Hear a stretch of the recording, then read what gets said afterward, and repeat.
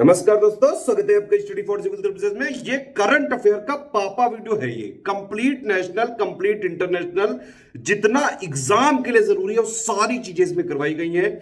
18 इसमें जो सेक्शन या टॉपिक वाइज भी करंट अफेयर इंक्लूडेड है, वन लाइनर भी है और प्लस मोस्ट एक्सपेक्टेड क्वेश्चंस भी हैं। अवार्ड्स एंड ऑनर से रिलेटेड हो गया, अपॉइंटमेंट हो गए, स्पोर्ट्स हो गए, समिट हो गए, रैंक एंड रिपोर्ट्स हो गए, इंपॉर्टेंट डेज हो गए, डेट्स हो गए, थीम्स हो गए, books, authors, science and technology से रिलेटेड जितने भी लेटेस्ट डेवलपमेंट है, स्कीम्स जो है गवर्नमेंट के कैंपेन्स हो गए, गवर्नमेंट के एप्स, पोर्टल्स हो गए, ऑबिटुअरी हो गई, डिफेंस हो गया, एग्रीमेंट हो गया, एप्स एंड पोर्टल्स हो गए, ब्रांड एम्बेसडर हो गए, जीआई टैग हो गए, साइक्लोन हो गया, प्लेसेस इन न्यूज हो गए और वन लाइनर हो गए। तो कंप्लीट करंट अफेयर है ये, नेशनल प्लस इंटरनेशनल, सभी स्टेट पीसीएस के लिए प्लस सभी वनडे एग्जाम्स के लिए बेहद जरूरी है। ये पूरा वीडियो जरूर देख लिया करिए हर बार। और यूपी पीसीएस की बिल्कुल शुरुआत से लेकर सिलेक्शन तक की तैयारी के ग्रुप हमारे चल रहे हैं। आप उसमें ज्वाइन करके वन स्टॉप डेस्टिनेशन है स्टडी फॉर सिविल सर्विसेज। सारे स्टेट पीसीएस के लिए, चाहे आप यूपी पीसीएस की तैयारी कर रहे हो, बीपीएससी की तैयारी कर रहा हूं, आरएएस की तैयारी कर रहा हूं, एचसीएस की तैयारी कर रहा हूं, एमपीपीएससी की तैयारी कर रहा हूं, उत्तराखंड पीसीएस की तैयारी कर रहा हूं, तो स्टडी फॉर सिविल सर्विसेज का कंप्लीट जो है आप इनिशिएटिव ज्वाइन कर सकते हैं। कंप्लीट वन स्टॉप डेस्टिनेशन रहेगा, सिर्फ और सिर्फ उतना जितना सिलेक्शन के लिए जरूरी है। स्टडी फॉर सिविल सर्विसेज का जेन्युइन और ऑथेंटिक कंटेंट सिर्फ 3 नंबर है हमारे, 8564880530, 7523864455 और 9696066089। सिर्फ इन तीनों नंबर पे कॉल या व्हाट्सएप करके हमारे लेटेस्ट पेड ग्रुप में आके ही स्टडी फॉर सिविल सर्विसेज का ऑथेंटिक और जेन्युइन करंट अफेयर आपको मिल सकता है। करंट अफेयर के लिए बहुत मेहनत करते हैं, डेली डेटा कलेक्शन करते हैं, उसके बाद जाके जो है मंथली जब ये कंपाइलेशन हो रहा होता है तो 8 स्टेज से जाके प्रूफ रीडिंग से लेके ट्रांसलेशन से लेके जो है पूरा एक एक न्यूज, जो भी चीजें एग्जाम ओरिएंटेड हो, सब कुछ इसमें दिया जाता है। स्टडी फॉर सिविल सर्विसेज का करंट अफेयर हाईली रिकमेंडेड होता है किसी भी वनडे एग्जाम के लिए, किसी भी स्टेट पीसीएस एग्जाम के लिए, इवन यूपीएससी के लिए, जो उसमें फैक्चुअल करंट अफेयर आता है। वीडियो को पूरा जरूर देख लीजिएगा। तो इस वाले वीडियो से ओवरऑल या टोटल करंट अफेयर आपका कवर हो जाएगा। बाकी UP special, Bihar special, MP special, Rajasthan special, Uttarakhand special और सारे स्टेट पीसीएस का आपको स्टडी फॉर सिविल सर्विसेज के यूट्यूब चैनल में मिलता रहेगा। तुरंत सब्सक्राइब कर लीजिए। पिछले 1 महीने का पूरा करंट अफेयर का पूरा कच्चा चिट्ठा, सब कुछ कॉम्प्रिहेंसिव एनालिसिस एक ही जगह यही मिलेगी आपको। मंथली करंट अफेयर हम लोग देखेंगे सितंबर 1 2025 का बाइलिंगुअल फॉर्मेट में। हमेशा की तरह स्टडी फॉर सिविल सर्विसेज के इस करंट अफेयर से हमेशा ही सवाल आते हैं आपके इन सभी एग्जाम्स में। जो लोग भी यूपीपीएससी प्रीलिम्स 2025 में अपियर होने जा रहे हैं, आप सभी को बहुत बहुत शुभकामनाएं। 2026 में होने वाले सभी एग्जाम्स के लिए हमारे ग्रुप शुरू हो गए हैं। आप किसी भी टेलीग्राम ग्रुप से ऐड होने के लिए इन गिवन नंबर्स में से किसी भी एक पर व्हाट्सएप मैसेज कर सकते हैं, और किसी ऐप वाले कोर्स को ज्वाइन करने के लिए आप इन दोनों हमारे ऐप्स को इंस्टॉल कर सकते हैं। एग्रीमेंट सेक्शन पे आ जाते हैं। एग्रीमेंट सेक्शन जनवरी मंथ का उत्तर प्रदेश सरकार ब्रिटेन के फॉरेन कॉमनवेल्थ और डेवलपमेंट ऑफिस के साथ समझौता हुआ था। ये हम आपको बता चुके हैं उत्तर प्रदेश के वीडियो में भी। उत्तर प्रदेश के मुख्यमंत्री और ब्रिटिश उच्चायुक्त की उपस्थिति में ये शेवनिंग अटल बिहारी वाजपेयी उत्तर प्रदेश राज्य छात्रवृत्ति योजना के लिए समझौता किया गया है। इसमें मेधावी छात्रों को, अधिकतम 15 छात्रों को ब्रिटेन भेजा जाएगा। 1 वर्ष की स्नातकोत्तर उपाधि प्राप्त करने के लिए पूरी तरीके से वित्तीय सहायता प्राप्त करके छात्र जा सकते हैं। अधिकतम 15 छात्र जाएंगे उत्तर प्रदेश से। 3 एकेडमिक ईयर के लिए योजना है, 2025-26 से शुरू हो रही है, तो ये ध्यान रखना है आपको। किसके लिए है? स्कॉलरशिप स्कीम है। यूके के संस्थानों में जाकर के 1 वर्ष का ग्रेजुएट कोर्स छात्र कर सकते हैं, ठीक है, मतलब पोस्ट ग्रेजुएट कोर्स कर सकते हैं वहाँ की यूनिवर्सिटी में। अजरबैजान अर्मेनिया के बीच समझौता हुआ है। ये समझौता खास इसलिए क्योंकि नगोर्नो कराबाख रीजन जो लगातार कन्फ्लिक्ट में था इन दोनों देशों के बीच, वहां पर संघर्ष समाप्ति के लिए ऑफिशियल एग्रीमेंट हुआ। अमेरिका की मध्यस्थता से हुआ।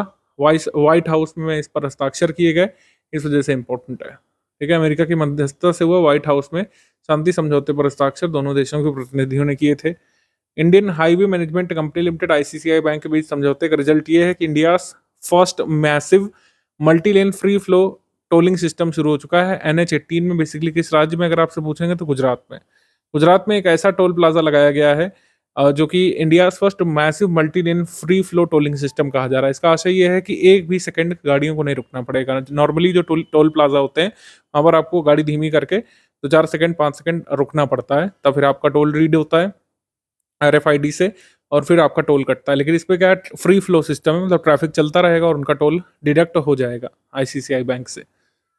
भारत और मॉरिशस के बीच समझौता हुआ है। भारत मॉरिशस के बीच समझौता हुआ है। अमेरिकी ब्रिटिश रणनीतिक बेस जो डिगो गार्सिया में है, उसके पास मॉरिशस में एक उपग्रह ट्रैकिंग स्टेशन इसरो डेवलप करेगा। भारत मॉरिशस इस चीज़ के लिए एग्री हुए हैं कि उपग्रहों और प्रक्षेपण यानों के लिए टेलीमेट्री ट्रैकिंग और दूरसंचार स्टेशन की स्थापना के लिए जो हमारा कह सकते हैं इसरो जो है, वहाँ पे जा करके एक कह सकते हैं सैटेलाइट ट्रैकिंग स्टेशन डेवलप करेगा मॉरिशस में। अभी वहाँ के प्रधानमंत्री मॉरिशस के भारत की यात्रा पर थे, और तभी दोनों प्रधानमंत्रियों के बीच ये समझौते पर हस्ताक्षर किए गए हैं। कुल मिलाकर उद्देश्य क्या है, एक सैटेलाइट ट्रैकिंग स्टेशन मॉरिशस में भारत को डेवलप करना है इसरो की सहायता से। आगे है सऊदी अरब पाकिस्तान के बीच एक रक्षा समझौता हुआ है, और एक ऐतिहासिक रक्षा समझौता इसको कहा जा रहा है। डिफेंस मिनिस्टर ख्वाजा मोहम्मद आसिफ जो पाकिस्तान के, उनका कहना है कि अगर सऊदी अरब पर कोई हमला करता है तो पाकिस्तान रिस्पॉन्ड करेगा, अगर पाकिस्तान पर कहीं से हमला होता है तो सऊदी अरब इसमें रिस्पॉन्ड करेगा। मतलब दोनों देशों पर होने वाला हमला मतलब किस इन दोनों में से किसी भी देश पर होने वाला हमला दोनों देशों पर हमला माना जाएगा। ये है यहाँ पे एग्रीमेंट। ठीक है। संयुक्त राष्ट्र खाद्य और कृषि संगठन और भारत के बीच समझौता हुआ है ब्लू पोर्ट्स के निर्माण के लिए। ब्लू पोर्ट्स कहाँ कहाँ पे डेवलप होंगे, एफएओ और कह सकते हैं इंडिया की इस साझेदारी से कराईकल पुडुचेरी में, जाखाऊ पोर्ट जो गुजरात में है, वनकबारा पोर्ट जो दीव में है। ठीक है। वनकबारा पोर्ट दीव में, पुडुचेरी में कराईकल, और गुजरात के जखाऊ बंदरगाह पर ये स्मार्ट और इंटीग्रेटेड पोर्ट्स बनाए जाएंगे जिनको ब्लू पोर्ट्स कहा जा रहा है। ठीक है, ब्लू पोर्ट्स के डेवलपमेंट के लिए एफएओ यानी कि United Nations Food and Agricultural Organisation और भारत के बीच यहाँ पर समझौता हुआ है। डाक विभाग वाला ये इंपॉर्टेंट नहीं है। सनश्योर एनर्जी और एनटीपीसी विद्युत व्यापार निगम ने समझौता किया है कि उत्तर प्रदेश के झांसी के गरौठा नामक जगह पर गरौठा सबस्टेशन में बिल्ड ओन ऑपरेट मॉडल के तहत एक stand alone battery energy storage system विकसित किया जाएगा। ठीक है। गरौठा सबस्टेशन में झांसी में एक stand alone battery energy storage system बनाया जाएगा, उसे ध्यान रखिएगा। अपॉइंटमेंट सेक्शन पे आ जाते हैं। इरफान अली गुयाना के राष्ट्रपति बने सेकेंड टर्म के लिए। गुयाना के बारे में बात की जाए तो ये एक कह सकते हैं नॉर्थ अमेरिकन मतलब ये साउथ अमेरिका में पड़ने वाली नॉर्दर्न कंट्री है गुयाना। इसकी कैपिटल है जॉर्ज टाउन। क्या है? George town. आगे बढ़ेंगे हम लोग। सीपी राधाकृष्णन भारत के 15वें उपराष्ट्रपति बन गए हैं। इस पद पर आसीन होने वाले 15वें व्यक्ति हैं और पद की दृष्टि से 17वें उपराष्ट्रपति के रूप में इनका कार्यकाल गिना जाएगा। इनको अब 452 वोट मिले थे, जबकि इनके प्रतिद्वंदी या कह सकते हैं विपक्षी पार्टियों के जो कंटेंडर थे, अब बी सुदर्शन रेड्डी, इनको 300 मत मिले, 300 वोट्स। सीपी राधाकृष्णन ने जगदीप धनखड़ का स्थान लिया है। जगदीप धनखड़ ने जो है इस्तीफा दे दिया था स्वास्थ्य कार्डों से 21 जुलाई 2025 को। अमित खरे को उपराष्ट्रपति, सीपी राधाकृष्णन का सचिव बनाया गया था। ये खैर इतना इम्पोर्टेंट नहीं है। वोट्स वगैरह एक बार देख लेते हैं। कुल मतदान पड़े थे 767। इसमें जो सीपी राधाकृष्णन को वोट मिले थे 452 और सुदर्शन रेड्डी को वोट कुल मिलाकर मिले 300। ठीक है, तो इस तरीके से ये वोटिंग हुई थी। केपी शर्मा ओली नेपाल में इस्तीफा दे दिया गया था। आपको पता है कि वहाँ पर जेन जी आंदोलन चल रहा है। जेन जी का आंदोलन वहाँ पे किया गया था और स्ट्रीट प्रोटेस्टर्स ने जो है वहाँ के कह सकते हैं संसद भवन पर आग लगा दी, जो है वहाँ का सुप्रीम कोर्ट जला दिया। तो इस तरीके से जो है भ्रष्टाचार के मामले, घुसपैठ आदि की घटनाओं और सोशल मीडिया प्लेटफॉर्म पर जो ये आरोप लगे थे कि जो नेता हैं उनके बच्चे मौज का जीवन जी रहे हैं, एक कह सकते हैं लैविश लाइफस्टाइल जी रहे हैं, जबकि नेपाल के युवा आक्रोश में, मतलब उनको जो है वंचित किया जा रहा है। तो हिंसक विद्रोह ये हुआ था और आंदोलन की वजह से 9 सितंबर को नेपाल के प्रधानमंत्री खड्गा प्रसाद शर्मा ओली ने अपने पद से इस्तीफा दे दिया था। ठीक है। तो इसी घटनाक्रम में सुशीला कार्की जो नेपाल की पूर्व महिला मुख्य न्यायाधीश थी, उनको नेपाल की पहली महिला प्रधानमंत्री अंतिम तौर पर बनाया गया है। प्रधानमंत्री कह सकते हैं, हेड ऑफ गवर्नमेंट कह सकते हैं। राष्ट्रपति रामचंद्र पौडेल ने इनको शपथ ग्रहण कराई थी। सुशीला कार्की की सिफारिश पर संसद के निचले सदन प्रतिनिधि सभा को भंग कर दिया गया था। नए संसदीय चुनाव की घोषणा की गई थी। मार्च 2026 में नेपाल में नए चुनाव होंगे। लास्ट टाइम नेपाल में चुनाव हुए थे 2022 में। ठीक है, 2022 में। जोनास गार स्टोरे ये लेबर पार्टी के नॉर्वे के नए प्रधानमंत्री बने, मतलब पुराने प्रधानमंत्री नए कार्यकाल के लिए नियुक्त हुए। अनुतिन शार्न विराकुल ये थाईलैंड के नए प्रधानमंत्री बने। थाईलैंड के नए प्रधानमंत्री। पेंटोक्टोर ने शिनावात्रा का स्थान ग्रहण किया इन्होंने। आगे Sebastian Locarno Sebastian Locarno France के नए प्रधानमंत्री बने हैं, जो prime minister of France. Urjit Patel भारतीय रिजर्व बैंक के पूर्व गवर्नर, 3 वर्ष के लिए आईएमएफ के कार्यकारी निदेशक बने हैं, executive director in international monetary fund. आपको बता दें एग्जीक्यूटिव डायरेक्टर कई सारे होते हैं और वो रीजन वाइज या कह सकते हैं देश वाइज रिप्रेजेंट करते हैं आईएमएफ में। तो 24वें गवर्नर थे आरबीआई के उर्जित पटेल, अभी आईएमएफ के एग्जीक्यूटिव डायरेक्टर बने हैं। डायरेक्टर जनरल, ये जो चेयरपर्सन होते हैं बोर्ड के आईएमएफ में, वो है इस समय क्रिस्टलिना जॉर्जीविया। ये कहाँ से? बुल्गारिया से। बुल्गारिया से आगे बढ़ेंगे। डॉक्टर कणाद दास भारतीय वनस्पति सर्वेक्षण के नए निदेशक बने, botanical survey of India. Botanical survey of India 1890 में स्टैब्लिश हुआ था, उसका हेडक्वार्टर है कोलकाता में। डॉक्टर सीमा सामी बहोस, ये जॉर्डन से हैं, ये यूएन वीमेन, जो यूएन का विमेन संगठन है, उसके लिए सेकंड टर्म के लिए एग्जीक्यूटिव डायरेक्टर बनी है सीमा सामी बहोस। डॉक्टर गीता वाणी रायसम, ये न्यू डायरेक्टर बनी है CSIR, national institute of science communication and policy research की। ये कोई बहुत इंपॉर्टेंट पद नहीं है, लेकिन फिर भी ये चर्चा में था तो देख लेते हैं हम लोग। और CSIR national institute of science communication policy research है कहाँ पर? ये दिल्ली में, दिल्ली। श्री आकाश त्रिपाठी भारतीय सौर ऊर्जा निगम के नए प्रबंध निदेशक बने थे, solar energy corporation of India. National solar mission जो 2010 में आया था, उसके लिए इम्प्लीमेंटेशन करने वाली बॉडी है।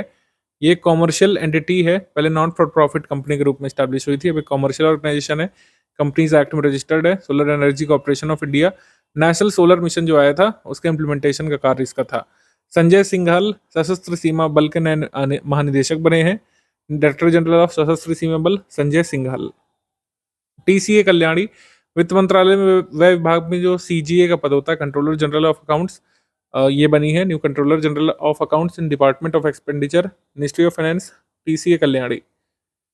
रजित पुनाहनी भारतीय खाद्य सुरक्षा एवं मानक प्राधिकरण के नए मुख्य कार्यकारी अधिकारी, new CEO of food safety and standards authority of India.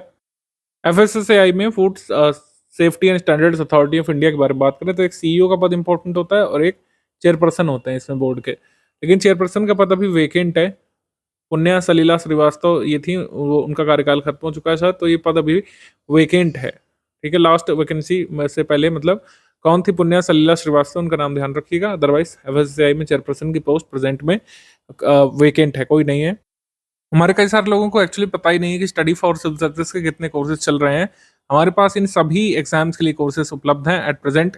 जब तक मैं वीडियो रिकॉर्ड कर रहा हूँ, यूपीपीएससी एलटी ग्रेड हिस्ट्री का हमारा हिस्ट्री सब्जेक्ट के लिए चल रहा है वीडियो कोर्स। यूपीपीएससी अपर प्रीलिम्स के लिए 2026 के लिए मुख्य परीक्षा के लिए हमने अपना फाउंडेशन बैच शुरू कर दिया। यूपीपीएससी आरओ मेंस 2023 जो होने वाला है उसके लिए, और आरओ नेक्स्ट ईयर 2026 की एक्सपेक्टेड वैकेंसी के लिए हमारा बैच चल रहा है। यूपीपीएससी प्रीलिम्स 2026 के लिए हमारा बैच चल रहा है। यूपीपीएससी जीआईसी के लिए जीएस का बैच हमने शुरू कर दिया स्टूडेंट्स की डिमांड पर। जीआईसी में जीएस की पूरी तैयारी आप कर सकते हैं, जीएस सेक्शन की। एपीओ के लिए हमने कोर्स यहाँ पर शुरू कर दिया है, इसके भी जल्द से आपको वीडियोस वगैरह और प्रमोशन मिलने लगेगा। एपीओ 2025-26 की जिनको भी तैयारी करनी है, पूरा सब कुछ हम प्रीलिम्स का कराएंगे। एपीओ प्रीलिम्स का 2025-26 का एलटी ग्रेड में हिस्ट्री सब्जेक्ट जिसको भी पढ़ना है सबसे अच्छे तरीके से, सबसे अफोर्डेबल माध्यम से वो हमारे बैचेस को ज्वाइन कर सकता है। गिवन नंबर्स पर व्हाट्सएप मैसेज करके आप जानकारी प्राप्त कर सकते हैं। ठीक है। न्यायमूर्ति पीबी बजंथरी पटना उच्च न्यायालय के मुख्य न्यायाधीश बने हैं। अगर आप बीपीएससी की तैयारी कर रहे हैं तो एग्जाम में आ सकता है। ये आ सकता है कि इनको शपथ किसने दिलाई? पीबी बजंथरी को शपथ दिलाई थी स्टेट गवर्नर आरिफ मोहम्मद खान ने। आरिफ मोहम्मद खान। आ जाएंगे हम लोग अवार्ड्स एंड ऑनर्स के सेक्शन पे। पीवी नरसिम्हा राव स्मृति अर्थशास्त्र सम्मान पूर्व प्रधानमंत्री एवं अर्थशास्त्री डॉक्टर मनमोहन सिंह को मरणोपरांत दिया गया था। ठीक है, इनकी वाइफ को हैंड ओवर किया गया था पुरस्कार। मोंटेक सिंह अहलूवालिया इकोनॉमिक प्रोग्रेस, ये कह सकते हैं मोंटेक सिंह अहलूवालिया के द्वारा इनको पुरस्कार ये दिया गया था। अखिल भारतीय अटल बिहारी वाजपेयी पुरस्कार 2023 वाला डॉक्टर विजयनंद तिवारी को मिला है। ये साहित्य अकादमी मध्य प्रदेश सरकार की तरफ से दिया जाता है। लिविंग ब्रिज सम्मान ये कीर स्टारमर ब्रिटेन के प्रधानमंत्री को मिला है। इंडिया बिजनेस ग्रुप की तरफ से, इंडिया बिजनेस ग्रुप की तरफ से पुरस्कार कीर स्टारमर को दिया गया था, present PM of Britain. Marie Claire Asia Star award ये फेस ऑफ एशिया पुरस्कार इसमें मिला है अभिनेत्री हुमा कुरैशी को। हुमा कुरैशी इंडियन एक्ट्रेस को Marie Claire Asia Star awards में फेस ऑफ एशिया पुरस्कार मिला है हुमा कुरैशी को। हुमा कुरैशी 2026 के लिए ऑस्कर के लिए जो भारतीय फिल्म भेजी गई है फॉरेन फिल्म कैटेगरी में, हर साल एक फिल्म जो भेजना होता है भारत को, फिल्म फेडरेशन ऑफ इंडिया ही भेजता है। इस बार फिल्म भेजी गई home bound. Home bound home bound को पुरस्कार अन्य फिल्म फेस्टिवल में मिला था पुरस्कार, जैसे टोरंटो इंटरनेशनल फिल्म फेस्टिवल में सेकंड रनर अप घोषित हुई थी इंटरनेशनल पीपल्स चॉइस अवार्ड में। तो होम बाउंड को काफ़ी तारीफें मिल रही हैं।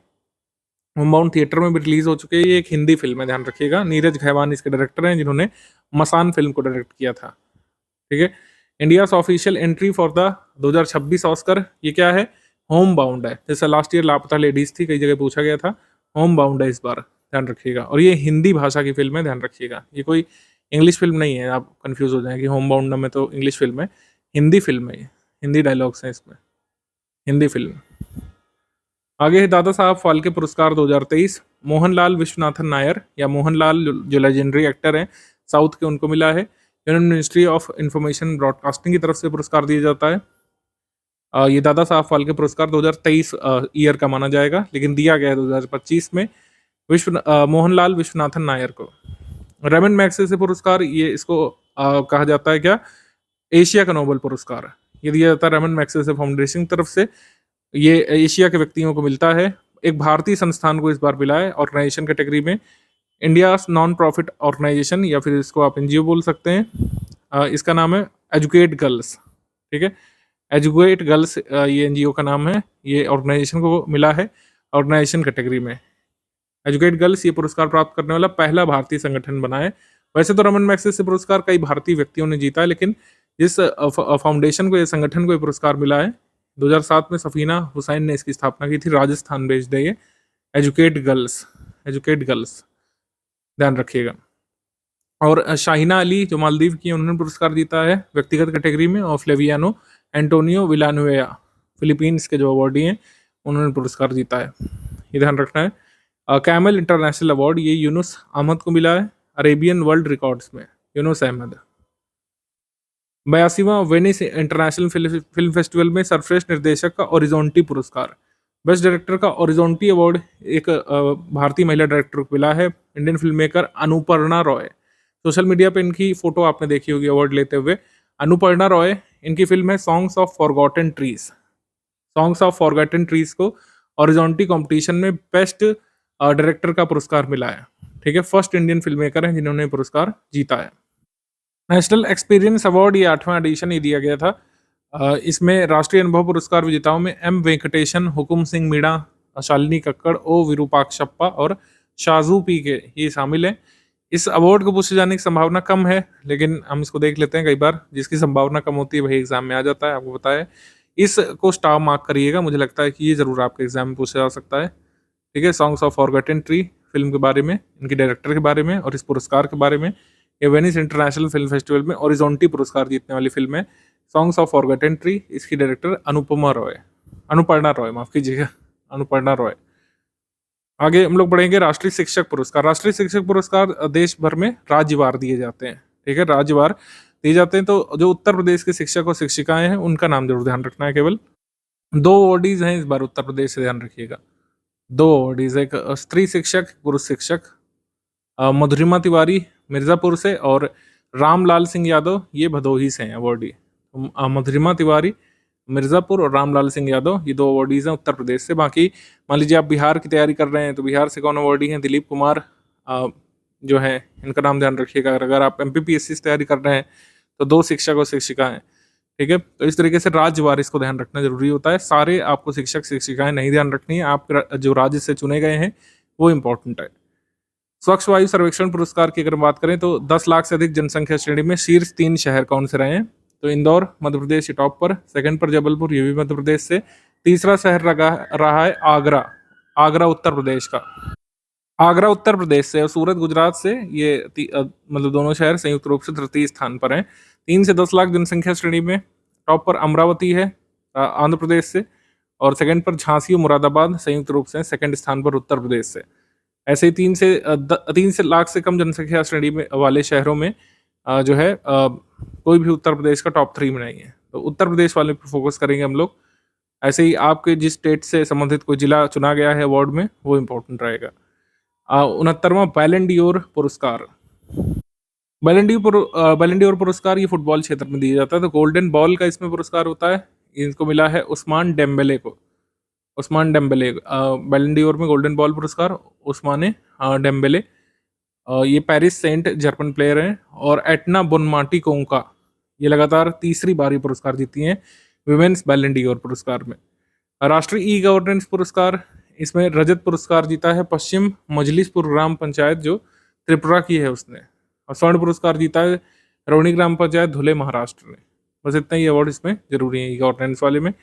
राष्ट्रीय भूविज्ञान पुरस्कार, इसमें दो मुख्य अवार्ड जो इंपॉर्टेंट हो सकते हैं एग्जाम के लिए, वो मैं आपको बता दे रहा हूँ। एक है नेशनल जियो साइंस का लाइफ टाइम अचीवमेंट पुरस्कार, ये प्रोफेसर श्याम सुंदर रॉय को मिला है, श्याम सुंदर राय। और नेशनल यंग जियो साइंटिस्ट पुरस्कार, ये मिस्टर सुशोभन नियोगी को मिला है।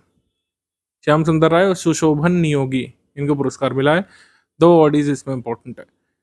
बुक्स एंड ऑथर देख लेते हैं। The Chola tigers avengers of Somnath, ये अमीश त्रिपाठी की किताब है। Chola tigers avengers of Somnath. Mother Mary comes to me, ये मेमोरी किसका है? अरुंधति रॉय का, Arundhati Roy. Demography, representation, delimitation, the north south divide in India, Ravi K Mishra की किताब है, ये इंपॉर्टेंट हो सकती है। डिफरेंट बट नो लेस, ये किताब अनुपम खेर की है, Anupam Kher. Different but no less.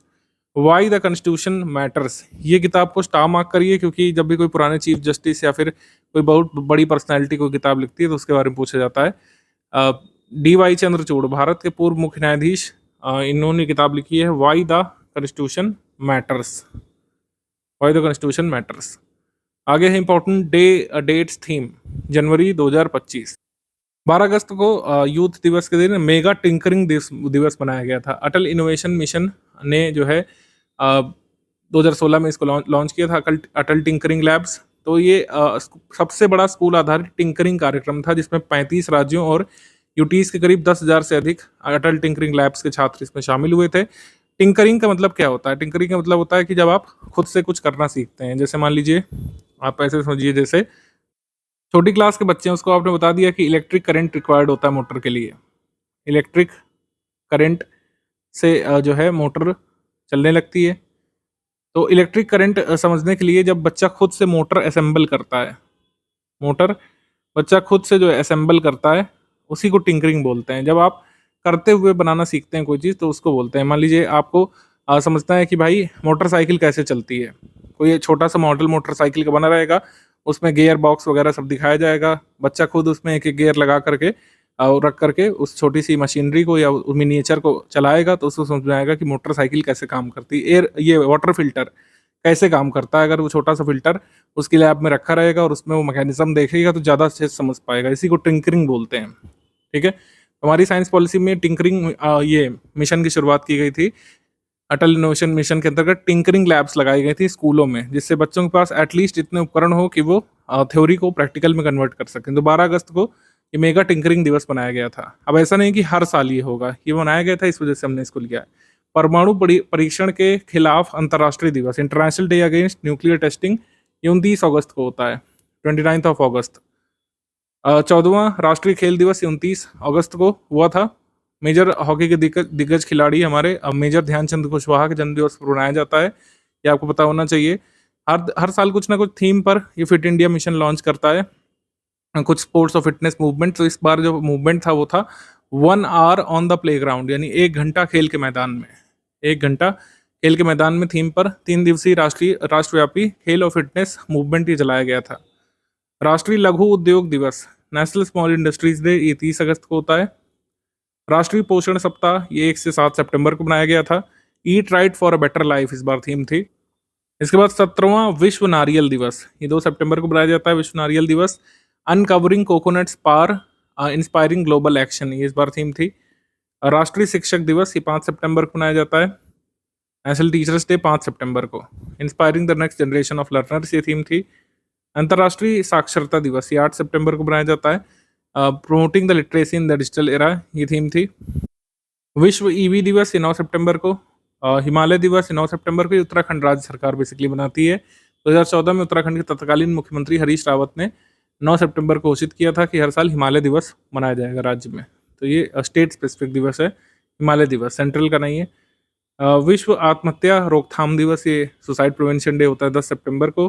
International day for the south south cooperation, ये 12 सितंबर को होता है, ठीक है, 12 सितंबर को। 8वां राष्ट्रीय पोषण माह, पोषण माह हर साल सितंबर में मनाया जाता है, आपको पता है, तो सितंबर 2025 में बनाया गया था। कहाँ से इसकी शुरुआत हुई थी? धार डिस्ट्रिक्ट ऑफ मध्य प्रदेश से। इंडिया फर्स्ट पीएम मित्र पार्क, ये भी जो है कहाँ पे इनॉग्रेट किया? धार डिस्ट्रिक्ट में। धार डिस्ट्रिक्ट के भैंसोला विलेज में प्रधानमंत्री ने पहले पीएम मित्र पार्क को इनॉग्रेट किया, मतलब ये फाउंडेशन स्टोन इसका रखा, माफ कीजिएगा, इनॉग्रेट नहीं किया, ये बनेगा धार डिस्ट्रिक्ट में। फाउंडेशन स्टोन रखा है पहले पीएम मित्र पार्क का, 7 ऐसे बनने हैं पूरे देश में, ठीक है। नेशनल न्यूट्रिशन मंथ की शुरुआत कहाँ से हुई थी? ये कौन सा नंबर था? 8वां, ये एग्जाम में आ सकता है।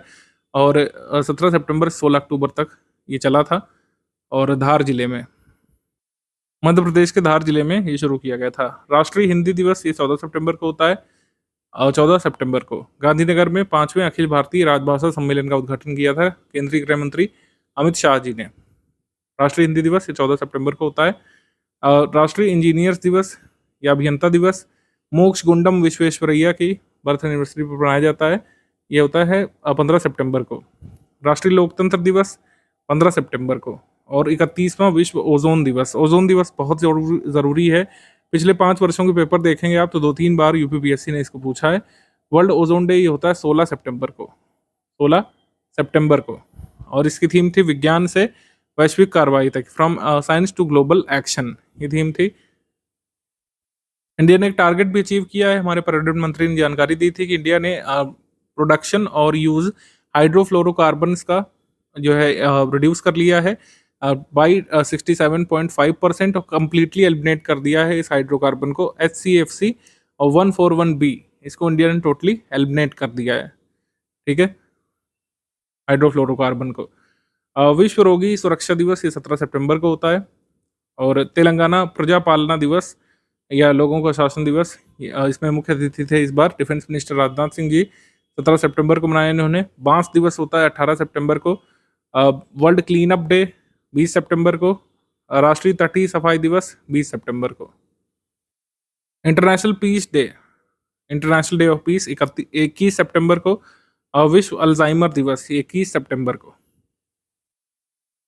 वर्ल्ड राइनो डे ये 22 सितंबर को होता है। अंतर्राष्ट्रीय सांकेतिक भाषा दिवस 23 सितंबर को। और 10वां आयुर्वेद दिवस, पहली बार 23 सितंबर 2025 को आयुर्वेद दिवस मनाया गया है, क्योंकि हमने आपको पहले करंट अफेयर में बताया होगा जुलाई अगस्त में कि हर साल अब 23 सितंबर को एक ही दिवस पर आयुर्वेद दिवस मनाया जाएगा। पहले क्या होता था कि धन्वंतरी जयंती पर इसको मनाया जाता था, मतलब धनतेरस के दिन जो है सेलिब्रेट किया जाता था, और धनतेरस की तिथि हर साल बदल जाती है, आपको पता है। लेकिन भारत सरकार ने अब निर्णय लिया है, आयुष मंत्रालय ने, कि हर साल 23 सितंबर को आयुर्वेद दिवस मनाया जाएगा, ठीक है। तो पहली बार एक निश्चित तिथि पर मनाया गया था, वैसे ही 10वां आयुर्वेद दिवस है। इस बार थीम थी इसकी Ayurveda for humanity and planet, Ayurveda for humanity and planet. Antyodaya दिवस 25 सितंबर को ये होता है। पहली बार यह दिवस वर्ष 2015 में बनाया गया था, अंत्योदय दिवस। वर्ल्ड मैरीटाइम डे 25 सितंबर को। International day for the total elimination of nuclear weapon से 26 सितंबर को होता है। वर्ल्ड कॉन्ट्रासेप्शन डे ये होता है 26 सितंबर को, वर्ल्ड कॉन्ट्रासेप्शन डे।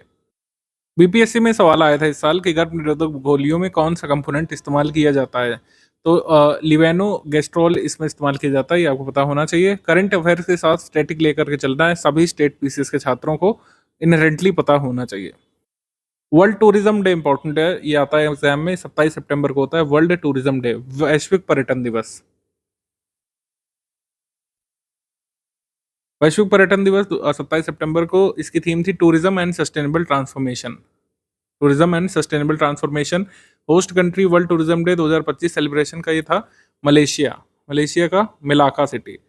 कई बार वर्ल्ड टूरिज्म डे का कुछ कह सकते हैं सेलिब्रेशन होता है, तो हर साल एक होस्ट कंट्री होता है, इस बार का होस्ट कंट्री है मलेशिया। राष्ट्रीय टूरिज्म दिवस या फिर राष्ट्रीय पर्यटन दिवस, नेशनल टूरिज्म डे, ये कब बनाया जाता है, ये आप कमेंट करके बताएंगे। अगर आप पापा वीडियो करंट अफेयर का देखा है जल्दी से बताइए। आगे कुछ डेज गैर जरूरी है, मैं हटा दे रहा हूँ उसको, आपकी पीडीएफ से भी हट जाएगा वो। 19th वर्ल्ड रेबीज डे 28 सितंबर को होता है। रिवर डे 28 सितंबर को होता है, मतलब ये होता नहीं है, प्रत्येक बार सितंबर माह के आखिरी रविवार में होता है। जो डे हर साल बदलता है वो हमारे लिए इंपॉर्टेंट नहीं है। रिवर डे भी हटा दीजिए। वर्ल्ड डे ऑफ डीफ ये भी हटा दीजिए यहाँ पे। और इंटरनेशनल डीप वीक ये मनाया गया था इस साल 22 से 28 सितंबर को। ठीक है, साइंस एंड टेक्नोलॉजी में आ जाते हैं। भारत का पहला स्वदेश निर्मित 32 बिट का माइक्रो प्रोसेसर चिप विक्रम 3201 इसका अनावरण किया गया है। विक्रम साराभाई स्पेस सेंटर और सेमीकंडक्टर लेबोरेटरी मोहाली या फिर चंडीगढ़ की सहायता से इसको बनाया गया है। मोहाली भी दे सकते हैं, चंडीगढ़ भी दे सकते हैं। सेमीकंडक्टर लेबोरेटरी मोहाली या फिर चंडीगढ़, और ये completely make in India initiative से बनाया गया माइक्रो प्रोसेसर है। इसको ऐसे ऑप्टिमाइज किया है कि जो हार्श इन्वायरमेंट कंडीशंस है लॉन्च व्हीकल्स की, क्योंकि इसको रॉकेट और लॉन्च व्हीकल्स में ही इस्तेमाल किया जाएगा और कहीं नहीं। मतलब ये हमारे नॉर्मल डिवाइसेस के लिए नहीं है, ये इसरो ने बनाया है अपने काम के लिए, मतलब रॉकेट लॉन्चर्स के लिए, मतलब रॉकेट प्रक्षेपण यानों के लिए, लॉन्च व्हीकल्स के लिए। विक्रम 1601 16 बिट का जो प्रोसेसर है 2009 का, उसका उपयोग अभी तक हम अपने रॉकेट्स में और इसरो करता आ रहा है अपने लॉन्चिंग सिस्टम्स में, लेकिन अब ये इस्तेमाल होगा 32 बिट का माइक्रो प्रोसेसर। इसका नाम है Vikram 3201। Vikram 3201 portable hand held device Cerebo. भारतीय चिकित्सा अनुसंधान परिषद ने एक portable hand held Cerebo device बनाया है। इसका उद्देश्य सिर में होने वाली जो गंभीर ब्रेन इंजरी और इंटरनल ब्लीडिंग है, इसकी डायग्नोसिस 2 मिनट में हो सकती है। जब कभी इंटरनल इंजरी या इंटरनल ब्लीडिंग होती है, खासकर दिमाग वाले हिस्से में, तो जब तक डायग्नोसिस होता है तब तक आदमी ही निकल लेता है। ऐसे कई केसेस आपने सुने होंगे कि सीटी स्कैन वगैरह की रिपोर्ट ही नहीं आ पाई और आदमी डेड हो गया। ठीक है, तो इसको इस तरीके से बनाया गया कि पोर्टेबल डिवाइस है और इसको ऐसे हॉस्पिटल्स में अवेलेबल कराया जाएगा आईसीएमआर द्वारा। सेरेबो को 15 लाख रुपए की डिवाइस है। इसका ये उद्देश्य है कि नियर इंफ्रारेड स्पेक्ट्रोस्कोपी टेक्नोलॉजी का यूज करके इंटरनल ब्लीडिंग को जल्दी डिटेक्ट कर सकता है। ब्रेन इंजरी और इंटरनल ब्लीडिंग को जस्ट 2 मिनट्स में डिटेक्ट करने में सक्षम है सेरेबो। आईसीएमआर ने बनाया है, मतलब डेवलप किया है इसको। Venera D mission. Venera D mission 2036 से पूर्व शुक्र ग्रह पर पुनः जाने वाला ये वेनेरा डी मिशन है। इसको किसने लॉन्च करने की घोषणा की है? रशिया ने। रशिया ने अनाउंस किया है, बस इतना काफ़ी है। वीनस के लिए है, 2036 तक लॉन्च होगा। विक्रम प्रक्षेपण यान का प्रथम चरण का वो जो मोटर है, कलाम 1200 मोटर, इसका स्टैटिक परीक्षण किया गया है। ये एक मोनोलिथिक कंपोजिट मोटर है। मोनोलिथिक कंपोजिट मोटर है, ठीक है। इसका टेस्टिंग की गई है सतीश धवन स्पेस सेंटर श्रीहरिकोटा में। First stage of Vikram first launch vehicle, ये इसको बनाया गया मोटर को, ये विक्रम 1 में लॉन्च मतलब इस्तेमाल की जाएगी। Skyroot Aerospace Private Limited Hyderabad ने इसको डेवलप किया है। कलाम 1200 मोटर। आगे है इसरो का दूसरा प्रक्षेपण पोर्ट जल्द बनकर के चालू होगा। जल्द से जल्द का मतलब है कि दिसंबर 2026 तक आपको ये चालू होता हुआ देखने को मिल सकता है। आपको बताया कि अभी जितने भी प्रक्षेपण होते हैं यानी लॉन्चिंग होती है वो श्रीहरिकोटा से होती है, आंध्रा से, लेकिन ईस्टर्न इंडिया में एक नया बनाया जाएगा, तमिलनाडु के तूतीकोरिन डिस्ट्रिक्ट में होगा। इसका नाम होगा Kulasekarapattinam pad, launch pad. Kulasekarapattinam launch port या पैड बनाया जाएगा तमिलनाडु के तूतीकोरिन डिस्ट्रिक्ट में। इसका शिलान्यास कब किया गया था? लास्ट ईयर फेब 2024 में, अगर आपको याद हो। नासा का उन्नत कृत्रिम बुद्धिमत्ता एआई मॉडल सूर्या। नासा ने अपने एडवांस आर्टिफिशियल इंटेलिजेंस मॉडल को नाम दिया है सूर्या। सूर्या, इतना काफ़ी है। आगे हम लोग बढ़ेंगे। आकाशगंगा में ब्रह्मांडीय धूल का एक विस्तृत 3D मानचित्रण बनाया गया है। इसके द्वारा एरीज के द्वारा आर्यभट्ट प्रक्षेपण विज्ञान अनुसंधान संस्थान एरीज के द्वारा बनाया गया detailed map of cosmic dust in Milky Way. और इसमें हमको इंटरस्टेलर डस्ट, मिल्की वे और कई सारे ऐसे रीजन्स के बारे में जानकारी मिलेगी जो अभी तक डिस्कवर नहीं किए गए हैं। चीन द्वारा पहली बार शल्य चिकित्सा में अनुवांशिक रूप से संशोधित सुअर के फेफड़े को मानव में सफल प्रत्यारोपण किया गया है। चाइनीज साइंटिस्ट ने अनाउंस किया था कि जो है इन्होंने सक्सेसफुली ट्रांसप्लांट किया है जेनेटिकली मॉडिफाइड पिग का लंग एक ह्यूमन बॉडी में, ठीक है। सुअर का फेफड़ा ह्यूमन बॉडी में इन्होंने ऐसा बताया कि उन्होंने लगाया है। चाइना में वैसे भी कोई चीज़ें आप वीडियोस वगैरह नहीं पा सकते हैं क्योंकि वो लोग अपने प्रेस वगैरह कंट्रोल करते हैं। उन्होंने जानकारी दी कि ये लीवर फंक्शनल था ह्यूमन बॉडी में करीब 9 दिवस तक। तो सुअर के फेफड़े का ट्रांसप्लांटेशन करने वाला देश कौन है? चाइना। पार्किंसन रोग का जल्दी पता लगाने के लिए नैनो प्रौद्योगिकी आधारित उपकरण विकसित किया गया है, ठीक है। नैनो साइंस एंड टेक्नोलॉजी, ये मोहाली में जो है autonomous institute department of science and technology के अंतर्गत इन्होंने अगस्त में बनाया है। पार्किंसंस डिसीज के अर्ली डिटेक्शन के लिए ये डिवाइस बनाई है। एआई आधारित दुनिया का पहला फंक्शनिंग वायरल जीनोम बनाया गया है। स्टैनफोर्ड और आर्क इंस्टीट्यूट ने बनाया है सिस्टम। विश्व का पहला एआई निर्मित वायरल जीनोम तैयार किया गया है। ईवो एआई इसका नाम रखा है। बैक्टीरिया को संक्रमित करके उसको मार डाल सकता है। ठीक है, तो ये सिस्टम इन्होंने बनाया है, इसका इस्तेमाल किया जा सकता है। जो कई सारे बैक्टीरिया हैं जैसे कॉलीफॉर्म बैक्टीरिया, इनको ख़त्म किया जा सकता है। पानी के भीतर ही इसको ख़त्म करके पानी को शुद्ध किया जा सकता है। ऐसे-ऐसे कई सारे अनुप्रयोग हो सकते हैं। अब देखिए एआई जो है ना, एआई डेवलपमेंट स्टेज पे है। कोई भी ये ना समझे कि एआई ये कर देगा, वो कर देगा। आप साइंस फिक्शन फ़िल्म पढ़ के एआई को ना समझिए। एआई अभी डेवलपमेंट स्टेज पर है, कई सारी टेस्टिंग चल रही है, उसी टेस्टिंग में से एक है। इसके अनुप्रयोग हो सकता है जब तक हम नहीं रहेंगे, हम और आप, तब इसके अनुप्रयोग हमारे वंशजों को देखने को मिल सकते हैं। विश्व का सबसे बड़ा और शक्तिशाली रॉकेट का सफलतापूर्वक परीक्षण किया गया स्पेसएक्स ने। स्पेसएक्स का ये 10वां इंटीग्रेटेड परीक्षण था। स्पेसएक्स अब तक 9वीं बार फेल हुआ है। परीक्षण से पूर्व 9 टेस्ट फेल हो चुके हैं। ये इंपॉर्टेंट है। ये 10वां टेस्ट जो है ये सफल हुआ है। वर्ल्ड्स लार्जेस्ट और मोस्ट पावरफुल रॉकेट स्टारशिप जो है, इसका टेस्ट जो है ये कह सकते हैं फाइनली सक्सेसफुल हुआ है। ये ध्यान रखिएगा। गगनयान मिशन के पहले मानव रहित उड़ान परीक्षण में अर्धमानव रोबोट व्योम मित्र को भेजा जाएगा। पहले व्योम मित्र और artificial intelligence enabled half humanoid robot ये इसरो द्वारा डिजाइन किए गए हैं अनमैन्ड टेस्ट फ्लाइट के लिए। गगनयान मिशन में क्योंकि मानव को जाना है तो उससे पहले ये हाफ ह्यूमनॉइड रोबोट व्योम मित्र को भेजा जाएगा। ठीक है, व्योम मित्र को। गगनयान का जो हाफ ह्यूमनॉइड रोबोट टेस्ट होगा व्योम मित्र के साथ, ये कब टेक प्लेस करेगा? दिसंबर 2025 में भेजा जाएगा इसको। फिर उसकी सफलता का आकलन करके फिर आगे बढ़ाया जाएगा मिशन। यूरेनस ग्रह के 29वें मून को खोज लिया गया है, 29वें सैटेलाइट को। इसका नाम रखा गया है S 2025 UN, मतलब U1 इसका नाम रखा गया है। नासा की जो टीम है, साउथ वेस्ट रिसर्च इंस्टीट्यूट जो लीड कर रहा था, उन्होंने इस मून को आइडेंटिफाई किया था फेब 2025 में। ठीक है, जेम्स वेब टेलीस्कोप ने ऑफिशियली यूरेनस के 29वें सैटेलाइट या मून को खोज लिया है। ये ध्यान रखिएगा। डिफेंस सेक्शन पे आ जाते हैं हम लोग। नौसेना अभ्यास स्लाइनेक्स। स्लाइनेक्स एक्सरसाइज होती है श्रीलंका के साथ, और ये इस बार श्रीलंका में हुई है, कोलंबो में।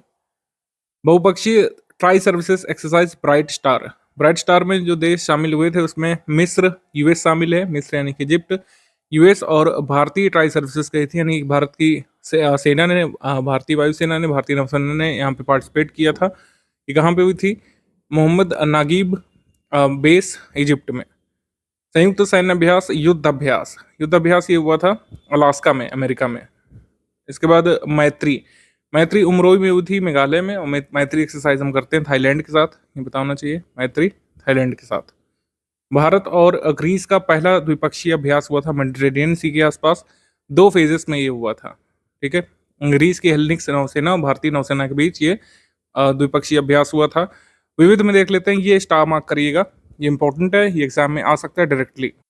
भारतीय रक्षा मंत्री राजनाथ सिंह जी गए थे मोरक्को की यात्रा पर। मोरक्को पर भारतीय रक्षा मंत्री की पहली यात्रा थी, और यहाँ पर इन दोनों ने मिलकर के इनॉग्रेट किया है टाटा एडवांस सिस्टम लिमिटेड का डिफेंस मैन्युफैक्चरिंग फैसिलिटी मोरक्को में।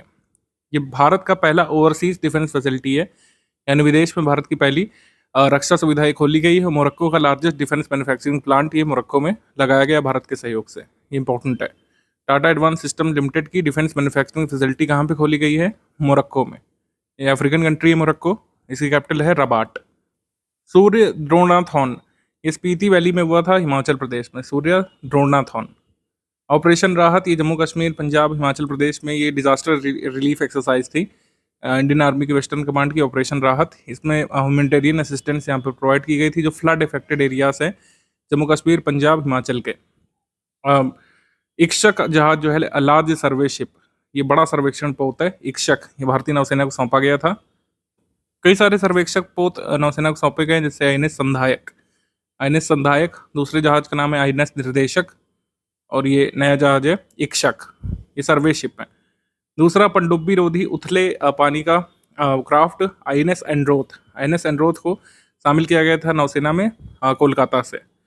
ये 77 मीटर लंबा पोत भारतीय नौसेना के डीजल इंजन पर चलने वाला सबसे बड़ा युद्ध पोत है। ये क्या anti submarine shallow water craft है, एंड्रोथ। तीव्र गश्ती पोत ICGS अदम में, इसको भारतीय तटरक्षक बल को दे दिया गया है पारादीप पोर्ट ओडिशा में। और इस जहाज की लंबाई 51 मीटर, वजन लगभग 320 टन है। पहली बार स्वदेशी रूप से विकसित कंट्रोल योग्य प्रोपेलर और गियर बॉक्स इसमें लगाए गए, मतलब स्वदेशी पुर्जों का इसमें इस्तेमाल किया गया है। आगे नवीनतम नौसैनिक बेस आईएनएस अरावली का कमीशन किया गया था गुरुग्राम हरियाणा में। आईएनएस अरावली को कमीशन किया गया था कहाँ पे? गुरुग्राम हरियाणा में। गुरुग्राम हरियाणा में। आईएनएस उदयगिरी और आईएनएस हिमगिरी का जलावतरण किया गया था। ये बेसिकली क्या है? अत्याधुनिक मल्टी मिशन स्टेल्थ फ्रिगेट है।